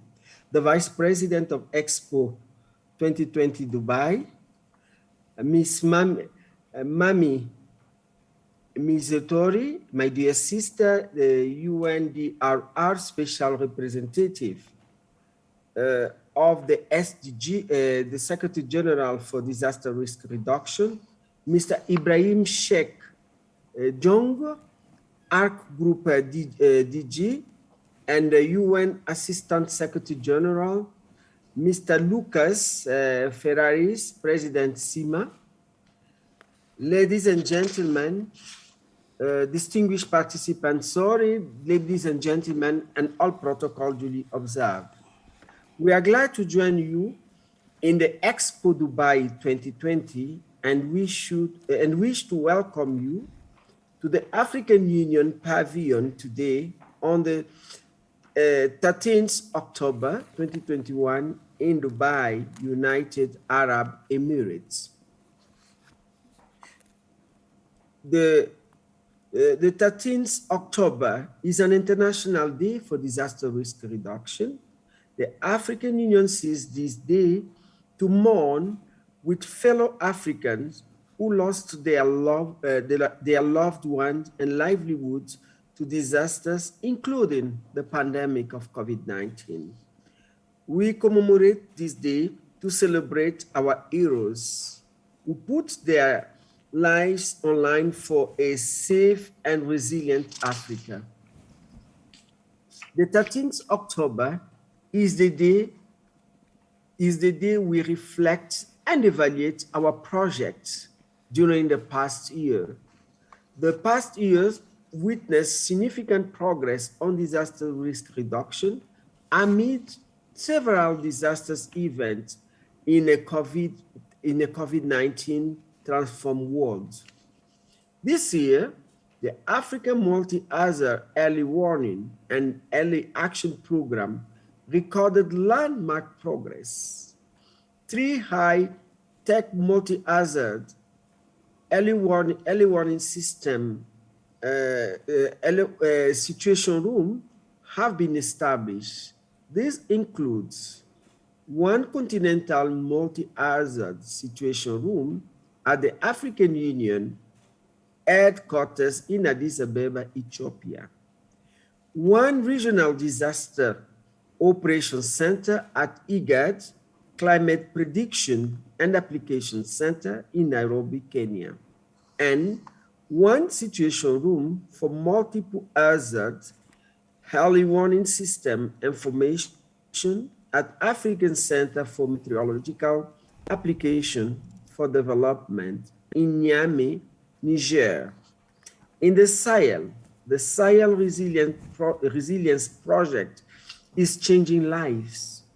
7 Sahelian countries are forefront of building resilience to COVID-19 pandemic's impact. Working with the African youth and African scientists has been one of the fascinating endeavors, with over 10,000 people on the continent receive disaster risk reduction information in a span of just 3 months.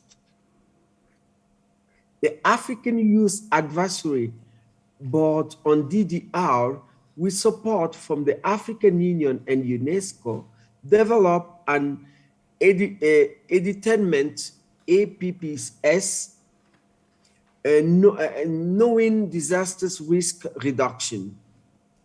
The APPS is available on Google Play. Please download it to know disaster risk reduction, to have more information. And please share the APPS with your network to spread the good news. Our 15 scientists from the African Scientists and Technology Advisory Board, have been working on an in-depth scientific analysis, natural risk governance, a series of regional and national scientific assessment of disaster risk governance on the continent. In the coming months, the African Union will soon launch the program Disaster Risk Governance for Resilience in African regions and countries under the auspices of the 11th European Development Fund ACP Natural Disaster Risk Reduction Program. The African Union has commenced development of COVID-19 recovery framework for Africa. This effort has been possible through financial and technical support from the African Union member states and our development partners.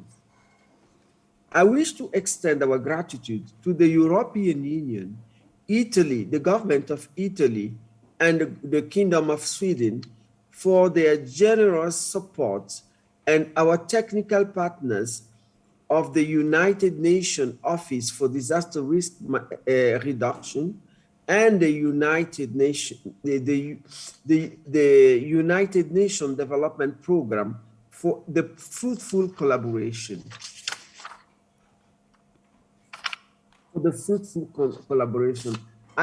I thank you very much for your kind attention. All right, thank you.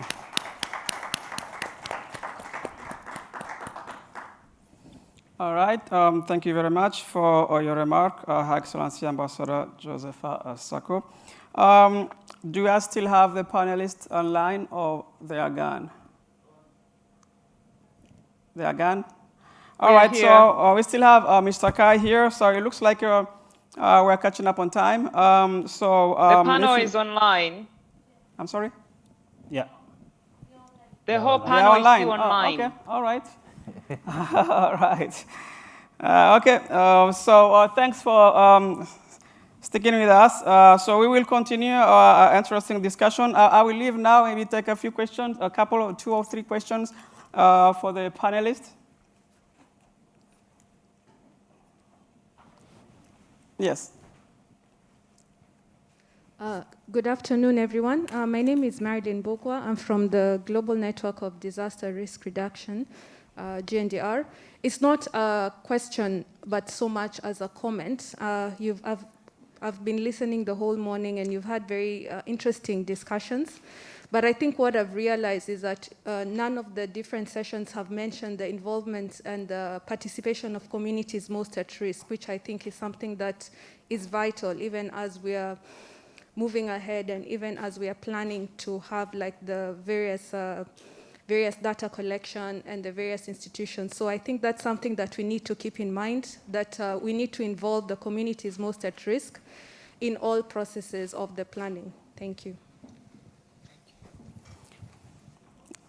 Thanks for the remarks. Actually, I did some work with citizen scientists. I think that's the discussion we were having this morning with Kao. If I understood your remarks, is that we understand that data collection is very expensive, as it was mentioned before. We can't have gauges or stations everywhere, so I think it's very important to have community involved, especially in helping this data collection. That would be my take. I don't know if any of you would like to add something to that. Yes, go ahead, Mr. Amjad. Thank you. I just wanted to thank my colleague from GNDR for this comment, actually, not a question. Definitely, it's important. I've had discussions with GNDR in the past, because one of the issues that we have a challenge with when it comes to data collection is actually getting the data collected at the community level from the communities themselves, and that often is not taken into account when you're carrying out national data collection or collection at the national level. So it's quite important, and I think it's not just the involvement of communities at risk; it's the ownership of the communities at risk to the whole process that has to be looked at and encouraged, and we have to remember why, because when a disaster strikes a community, it is the community itself that is the first responders. It is not the people flying from Europe in 24 to 48 hours that arrives there. So they are the ones who are going to respond first, and the most lives, it is known, are saved when the response happens immediately. And so the communities must be supported to have the capacity to do that response. So I think, whether it was not discussed in the morning, I guess we're talking more of a bigger issues, early warning, and how we set up institutions. But these institutions must take into account the communities at risk and ensure that they own the process of disaster risk reduction and disaster response as well. Thank you. Thank you. Yes. Also, may I add 30 seconds, please? Yes, please. Go ahead. Yes, thank you very much. Okay, in addition to what Amjad has indicated, this morning, when I witnessed the launch of the Center of Excellence for Disaster Risk Reduction and Climate, the Ambassador Ms. Noturi mentioned that next year there will be actually a conference, basically focusing on the last mile. In other words, the impact, actually, you need to get feedback from the last mile. So the WMO UNDRR conference is being planned for next year to address this particular issue. It's a very important question, very good question, the participation of the communities. That's why we're saying that we need to talk about communication. How do you communicate this information, in terms of language, relevance, et cetera, et cetera. So definitely that's something that we also in WMO are very much interested in. How do we involve the last mile as well? They're coming in as equals, not as recipients, but also as equals, because we need also feedback from them that at least improve our communication and our products. Thank you. That's a very good question from GNDR. I want to comment here. Thank you.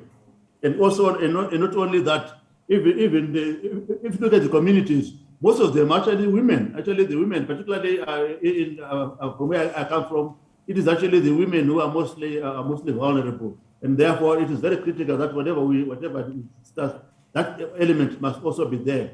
And also, last but not least, also involving the youth in terms of actually coming up with these communication strategies to make sure that the communities are also involved. Thank you very much. Thank you. Ms. Aipira, you have something to add to that?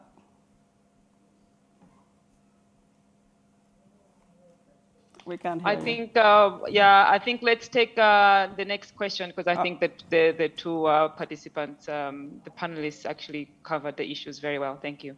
All right. Abdul, next question. I want to intervene too. Okay, go ahead. The community involvement is very important, but equally true is that these communities have practices and knowledge for responding disasters for many years. But until now, we don't recognize these practices. And I think this really become a constraint in community involvement, because if we have to involve them, we need to recognize their practices that are very, very important, because we seem to impose scientific worldviews that they don't understand. So it's really very important that we have dialogue with communities to ensure that they participate and they also become key stakeholders in this process. Thank you. Thank you. Next question, anyone? All right, if there is no more questions, I will close this panel discussion right now. Please give a round of applause for all our panelists. And thank you very much. And I'm glad that we were able to connect with you this afternoon. Thank you. Thank you. Thank you. Thanks. Thank you very much. Thank you very much for the invitation. Thank you, and all the best. Thanks. All right. Okay, looks like we're making up on time from the time lost earlier this morning. Looks like we might end on schedule. So, okay, so we'll continue. I think you were given an assignment earlier, right? Give them a QR code assignment. So I think this is time for grading your quiz. So the next in the program, if I can find it from all of these, I think there is an audience discussion, right? So audience discussion was supposed to be a PDF file to be shared from the QR code information. So we will have a few minutes on that, and the program is coming to a close. All right, please welcome John Matthias for the discussion. You got the PDF? It should be there. Okay.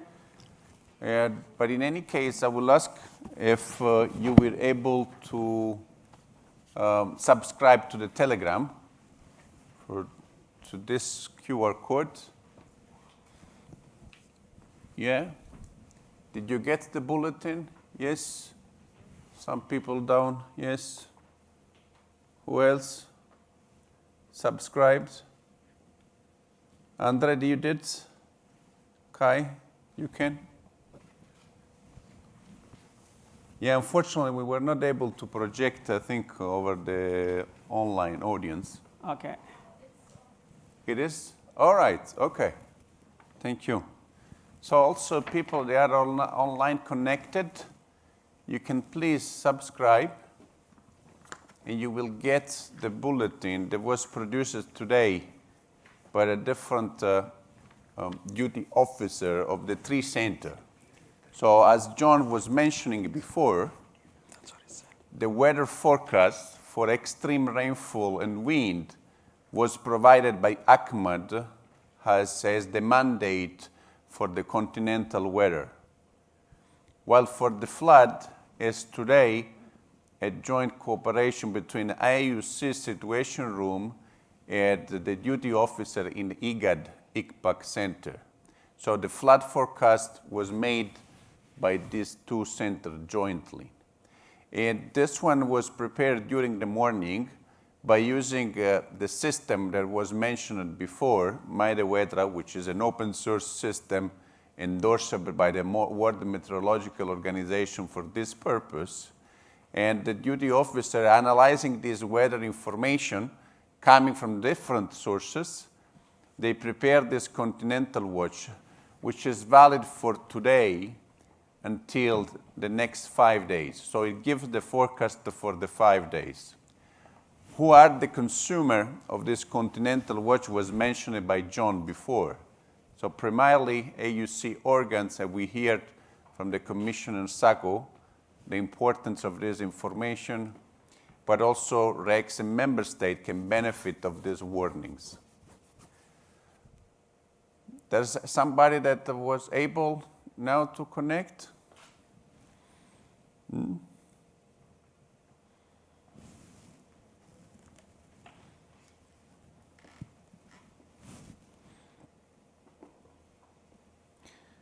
So if you are getting the bulletin through the Telegram, and this is only for subscription, so this is not going to be disseminated to the general public, but it's only for subscription. So today is for demonstration only.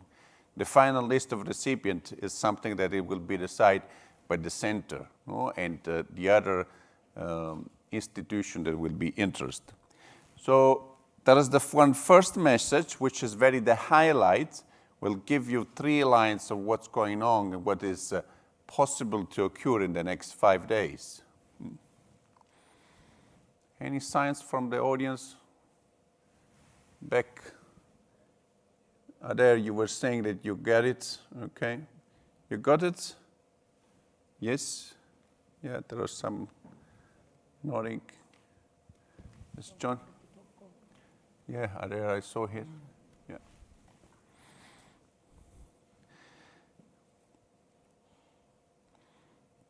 Okay, so in the bulletin, there are 4 maps. 3 are for the 3 hazards that we are currently analyzing. Okay, so this one again, I want to stress that this is an expert, of course, evaluation through the online system, MHEWS, that supports the forecaster, and it's done by Ahmad. So the extreme precipitation hazard, which forecasts some heavy rainfall in the center of Africa. The color, they are all standardized. So we use the 4-level color, which is standardized at the international level. So yellow, so green, yellow, orange, and red. So there is an orange warning for the next 5 days in the center of Africa. This is for heavy precipitation.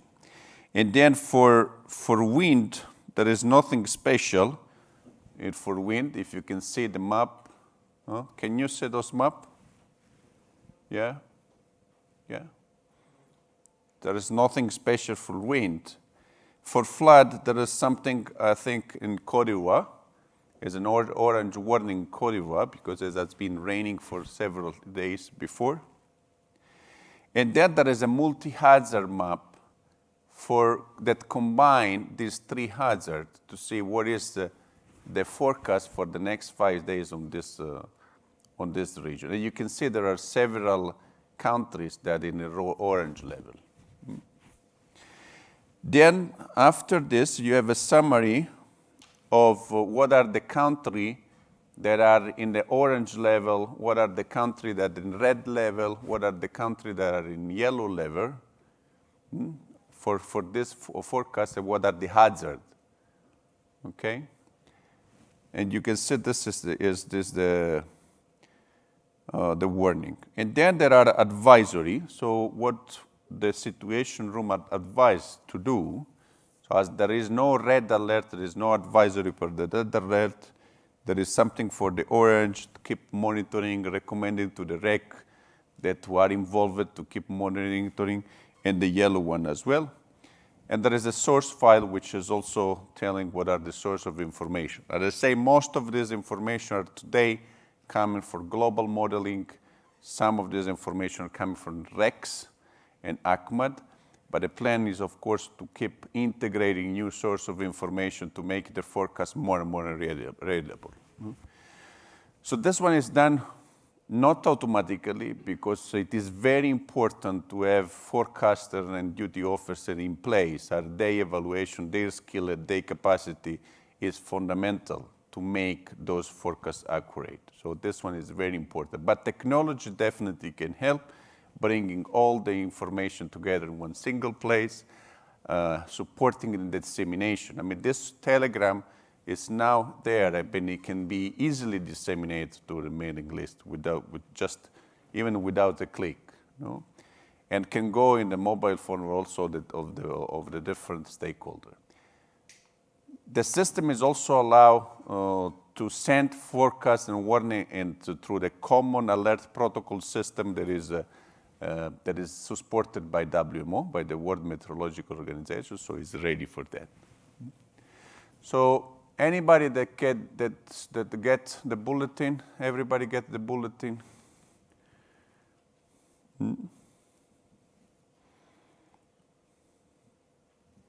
Yes? Let me see here. I cannot see. Yeah, you get it? Okay. John, you want to make some comment on the situation?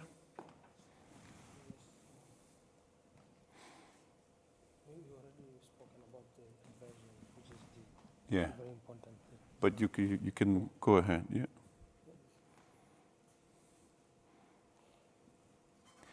Okay. So to just make emphasis on the color codes, as I was explaining earlier during my presentation, that we have 4 color codes. The green, normally if it's green, the situation is normal. There is no any advisory for intervention. And here I could see from the today forecast, we do not have red alert, which red alert calls for full activation of the situation room. So the orange alert is partial activation, because the impact is not too huge to be to require the AUC intervention. So we could, if we could refer to the PDF bulletin that we circulated earlier, that we have too much events, we could make more. Okay, yeah. It depends on what's going on during the day, no? Yeah. There is more information. Yeah. Now, I think if you have subscribed, now the system is asking for to provide feedback, through Telegram. And just have a news that has been activated, so the survey has been circulated.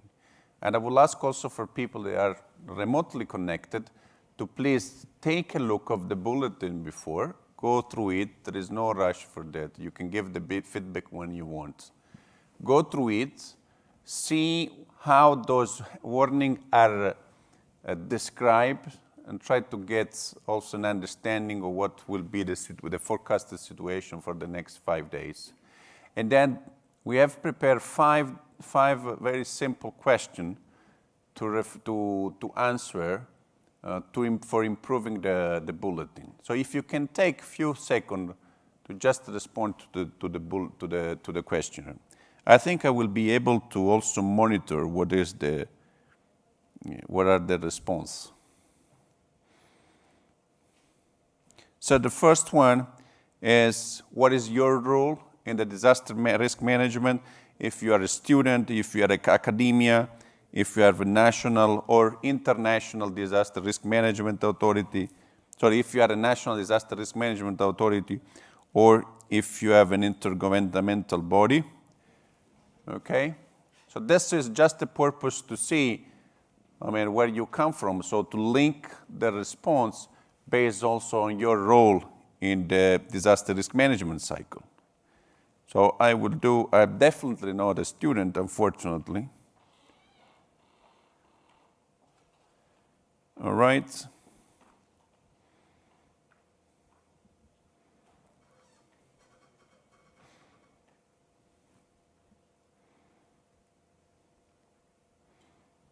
Okay, I'm not connected through the internet. Were you able to submit the response? Yes.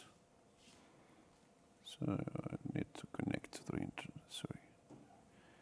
So maybe you can comment, what is the second question? Andre, what is the, yeah. Can go together? Yes, you can try. The second question is, how useful is this product to your daily work, ideally in taking risk-informed decision-making? So you could rate between 1 and 10. 10 is the maximum, and 1 is the minimum.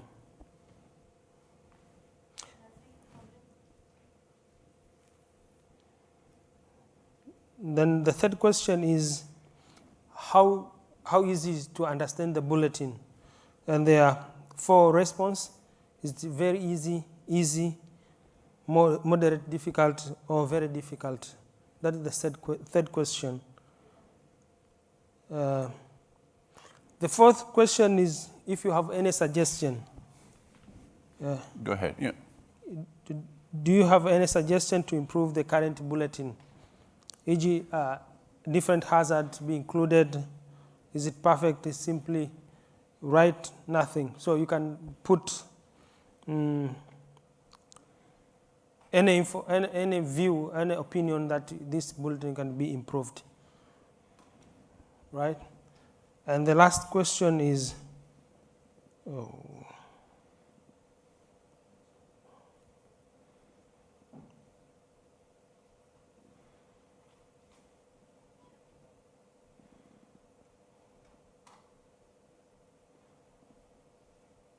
there are 4 questions, no?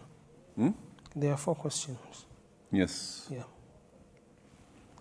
They are just 4 questions, not 5. So from there, I think if you have any additional information. No, I was trying to understand where we can see the answer.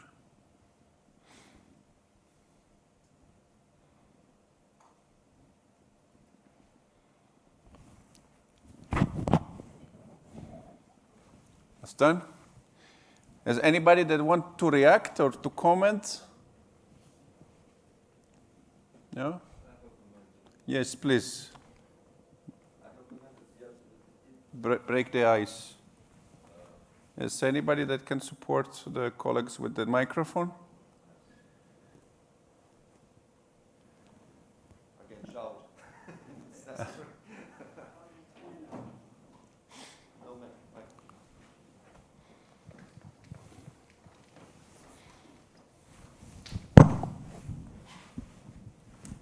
My name is Ruslan. I'm a representative of Ukraine International Chamber of Commerce. And I answered your questions, and from my point of view, it's better to provide some links to the more detailed information. So as soon as you see these maps in respect of countries, it is a little bit rough information. So if I need maybe to transfer to some city or some location, I need to know more detailed information in respect of this region. So if you provide this, it would be better. I think so. Yes, yeah. Okay. I mean, yeah. Thank you for this. Yeah. We'll take over. Yeah. Andre, yes. Mine is about the coordination in the meteorological information sector between the national, even subnational, national, regional, and continental. So the structure is that at the national and subnational level, that is where we have warnings to be issued. At the regional and continental level, watches and advisories. So if we organize the coordination of information exchange this way, we will know exactly the function that operate at the national and subnational level and what is expected at the regional and continental level. The second is that we differentiate between weather and climate hazards. Drought, for example, is a climate hazard. And most often in structuring climate hazards, we have watches and alerts or warnings. But for weather hazards, we have advisories, watches, and warnings. So the name of the message should be self-explanatory, and usually would say the advisory is to ask you to be aware that something can happen. Then the watch is to let you to be prepared, that's watch out, be prepared. And then the warning is for you to take action. It's a structure which facilitates communication and then help the interaction with the situation room. But what you have seen here is the color levels are what the situation room then use to usually communicate. So, but it would be good that the disaster management or civil protection also look critically, concretely, how the disaster or civil protection at the national level, what will be their, let's say, their main function, and also at the IGAD and AUC level. We need to work on that so that the coordination mechanism at that level is also very clear. For us, it's simple because we have the WMO who have structured things in some way, but that with the civil protection and disaster management agencies at different levels, there is discussion and interactions to consider, probably taking into account national legislation. Thank you. Good. Yeah. Thank you. We will go back with the first comment. Definitely, this is something that we should go on that direction. No? Now, especially when we look at some country, there are some countries that are very big, other countries are very small. So for this small country, that might be reasonable that when we do the continental watch, we keep the national border as one single warning area, let me put it that way. But there are some other countries that are very, very big, so we will need to subdivide that, yeah. This is something that we will need to go through. This depends also on the forecasting tool that we are also using now. I see that there is going to be an improvement in that direction in the closer future, because some of the country it's very too big to have one single for the entire country. That's not very practical. Yeah.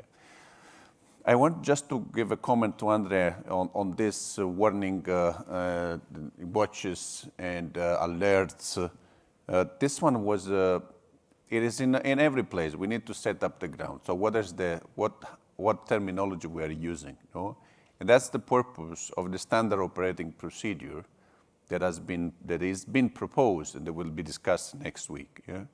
Exactly for this. So we are all on the same page. So that if the warning is a warning, and that's what we are going to use for the operational purpose. No? At least we know that. To me, there is no one. Of course, there is one preferred language to another one, but the important thing is that we know what we are calling a warning, what we are calling a watch, what we are calling an advisory. And there is, every country in the world, they're using also different language in that regard.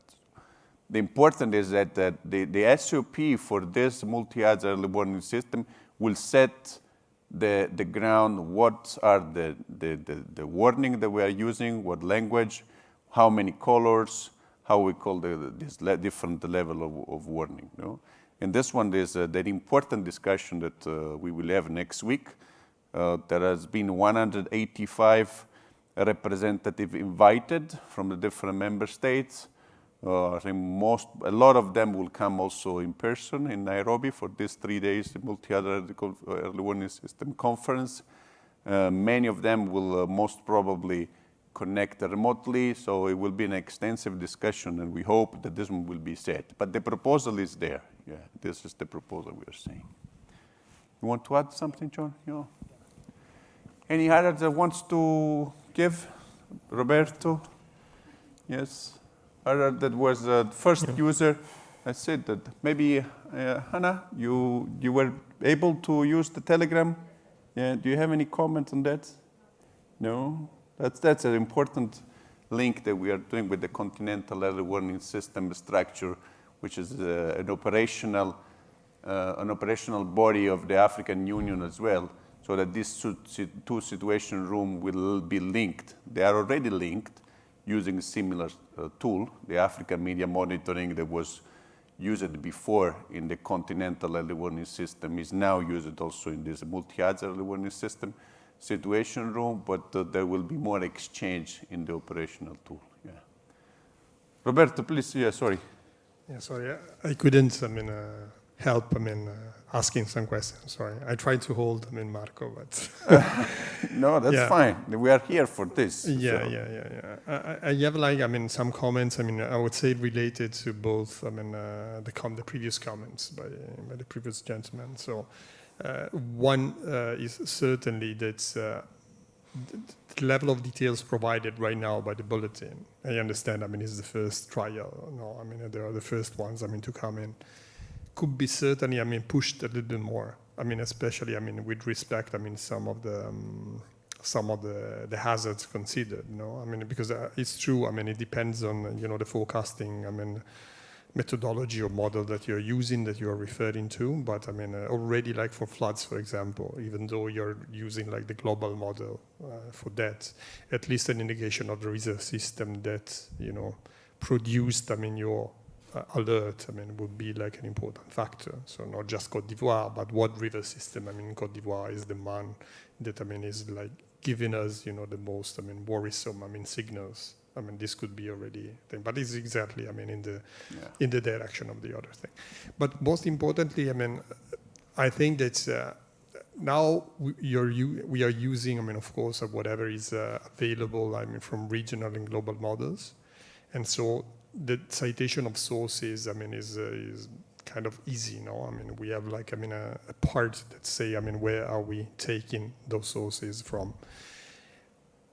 My point is like, we should think ahead because, if the system will be working, we will be using not, only, those type of information. We will be using, information from ACMAD, most possibly, information from all the different, national authorities if they are really there, maybe in a sort of, cross-comparative manner.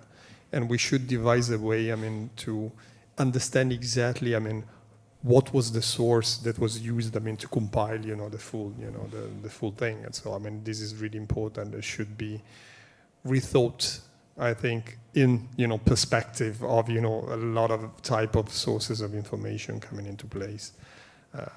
That is certainly one thing that I see as an area of improvement, Marco. If you want to have my 2 cents. Want to take that? Yes. Accreditation of the sources. You take that or? Okay. Yeah, the source is mostly for the African media monitoring. No? So we use the African media monitoring for collecting information on ongoing floods or disasters. This is just a first information. And of course, the idea is that to connect with the national authority. But the African media monitoring, looking at the media, give already a good understanding of what is happening. Yeah. I know they have just a few seconds more. I just want to show what are the results of this survey. So the point 2, how useful is the product in your daily work? we rate from 1 to 10 is 7.6, so at least we are in the good part of this, but there is a way of improvement. Is the bulletin easy for understand? So 81% of the participants rated either easy or very easy, but there is only one which say very difficult. Is here in the room that we would like to understand what is no, all right. We will try to keep to see on the, to be in contact with him or her to understand what is very difficult in this case, to improve with the intention of improving. And then there are some comments that are related, I think, with this downscaling. The sea had hazard cyclone, had more hazard, provide also link with more detailed analytics. So there are some users that want to have more analytics on that. But that, I think, it will be whole. We will circulate the results through the participant list. But thank you very much for this demonstration and your time. Yeah.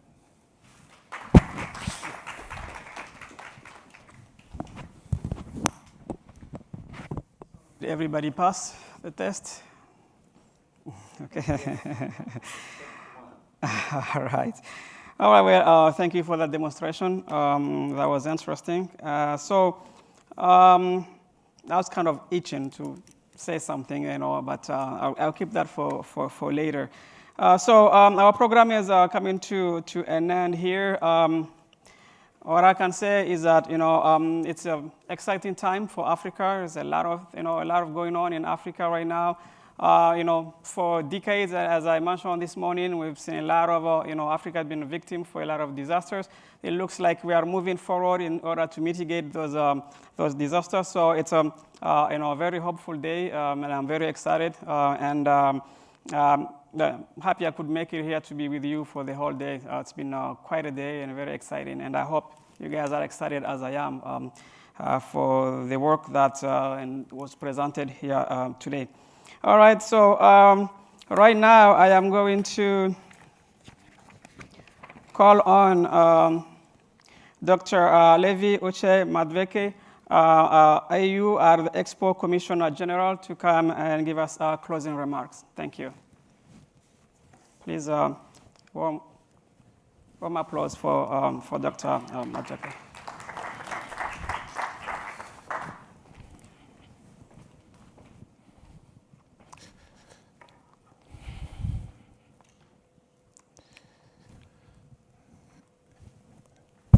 Excellencies, distinguished guests, our hosts, the African people here, the Africans in the diaspora, ladies and gentlemen. Today marked a very important day for the African Union as we marked a start to our Expo 2020 events. And it was by no mistake that we started with a conversation that reflects and sets the tone in as far as our climate change efforts on the African continent. The content in delivery and the eloquence of our experts in their presentations send powerful signal on the style we bring to the Expo. I want to thank the Expo Dubai leadership and their team who have garnered resources to make this event today possible. I also thank our partners who have heard our call and responded in helping us to empower us through knowledge and resources. I want also to thank our African people. To the speakers, the panelists, online and here present, and the erudite moderator, we say thank you. Thank you to every one of you who came to hear us deliver on our program today. Thank you to the members of the media who have come to help our message reach the people it is intended to reach. We look forward to seeing you all on the 31st of October and 1st of November 2021, when we host the infrastructure event. And of course, between now and then, the African Union Pavilion is open and awaiting your visit, as we hope to take you on a journey of history, arts, culture, music, and a celebration of the people of Africa. More importantly, showcase the difference we bring to the Expo by taking you through the dynamic socio-economic and political transformation that is ongoing in Africa. Let our message remain live in your hearts. Africa is open and ready for business. I thank you.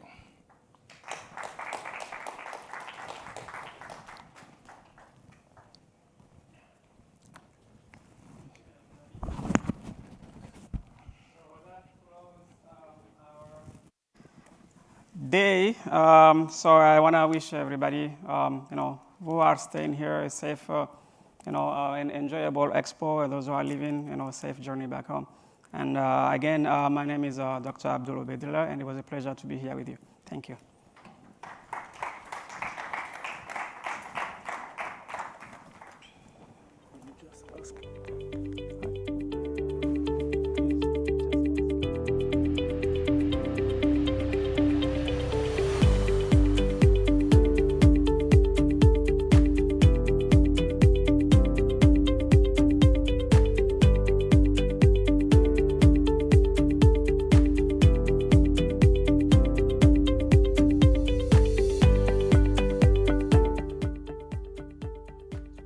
Up front for a family photo, please. Peacock. All these guys in the back, Peacock, all of you guys. The technician, right? Okay. All the technicians, the guys from Peacock to come up here for a family photo, please. Thank you.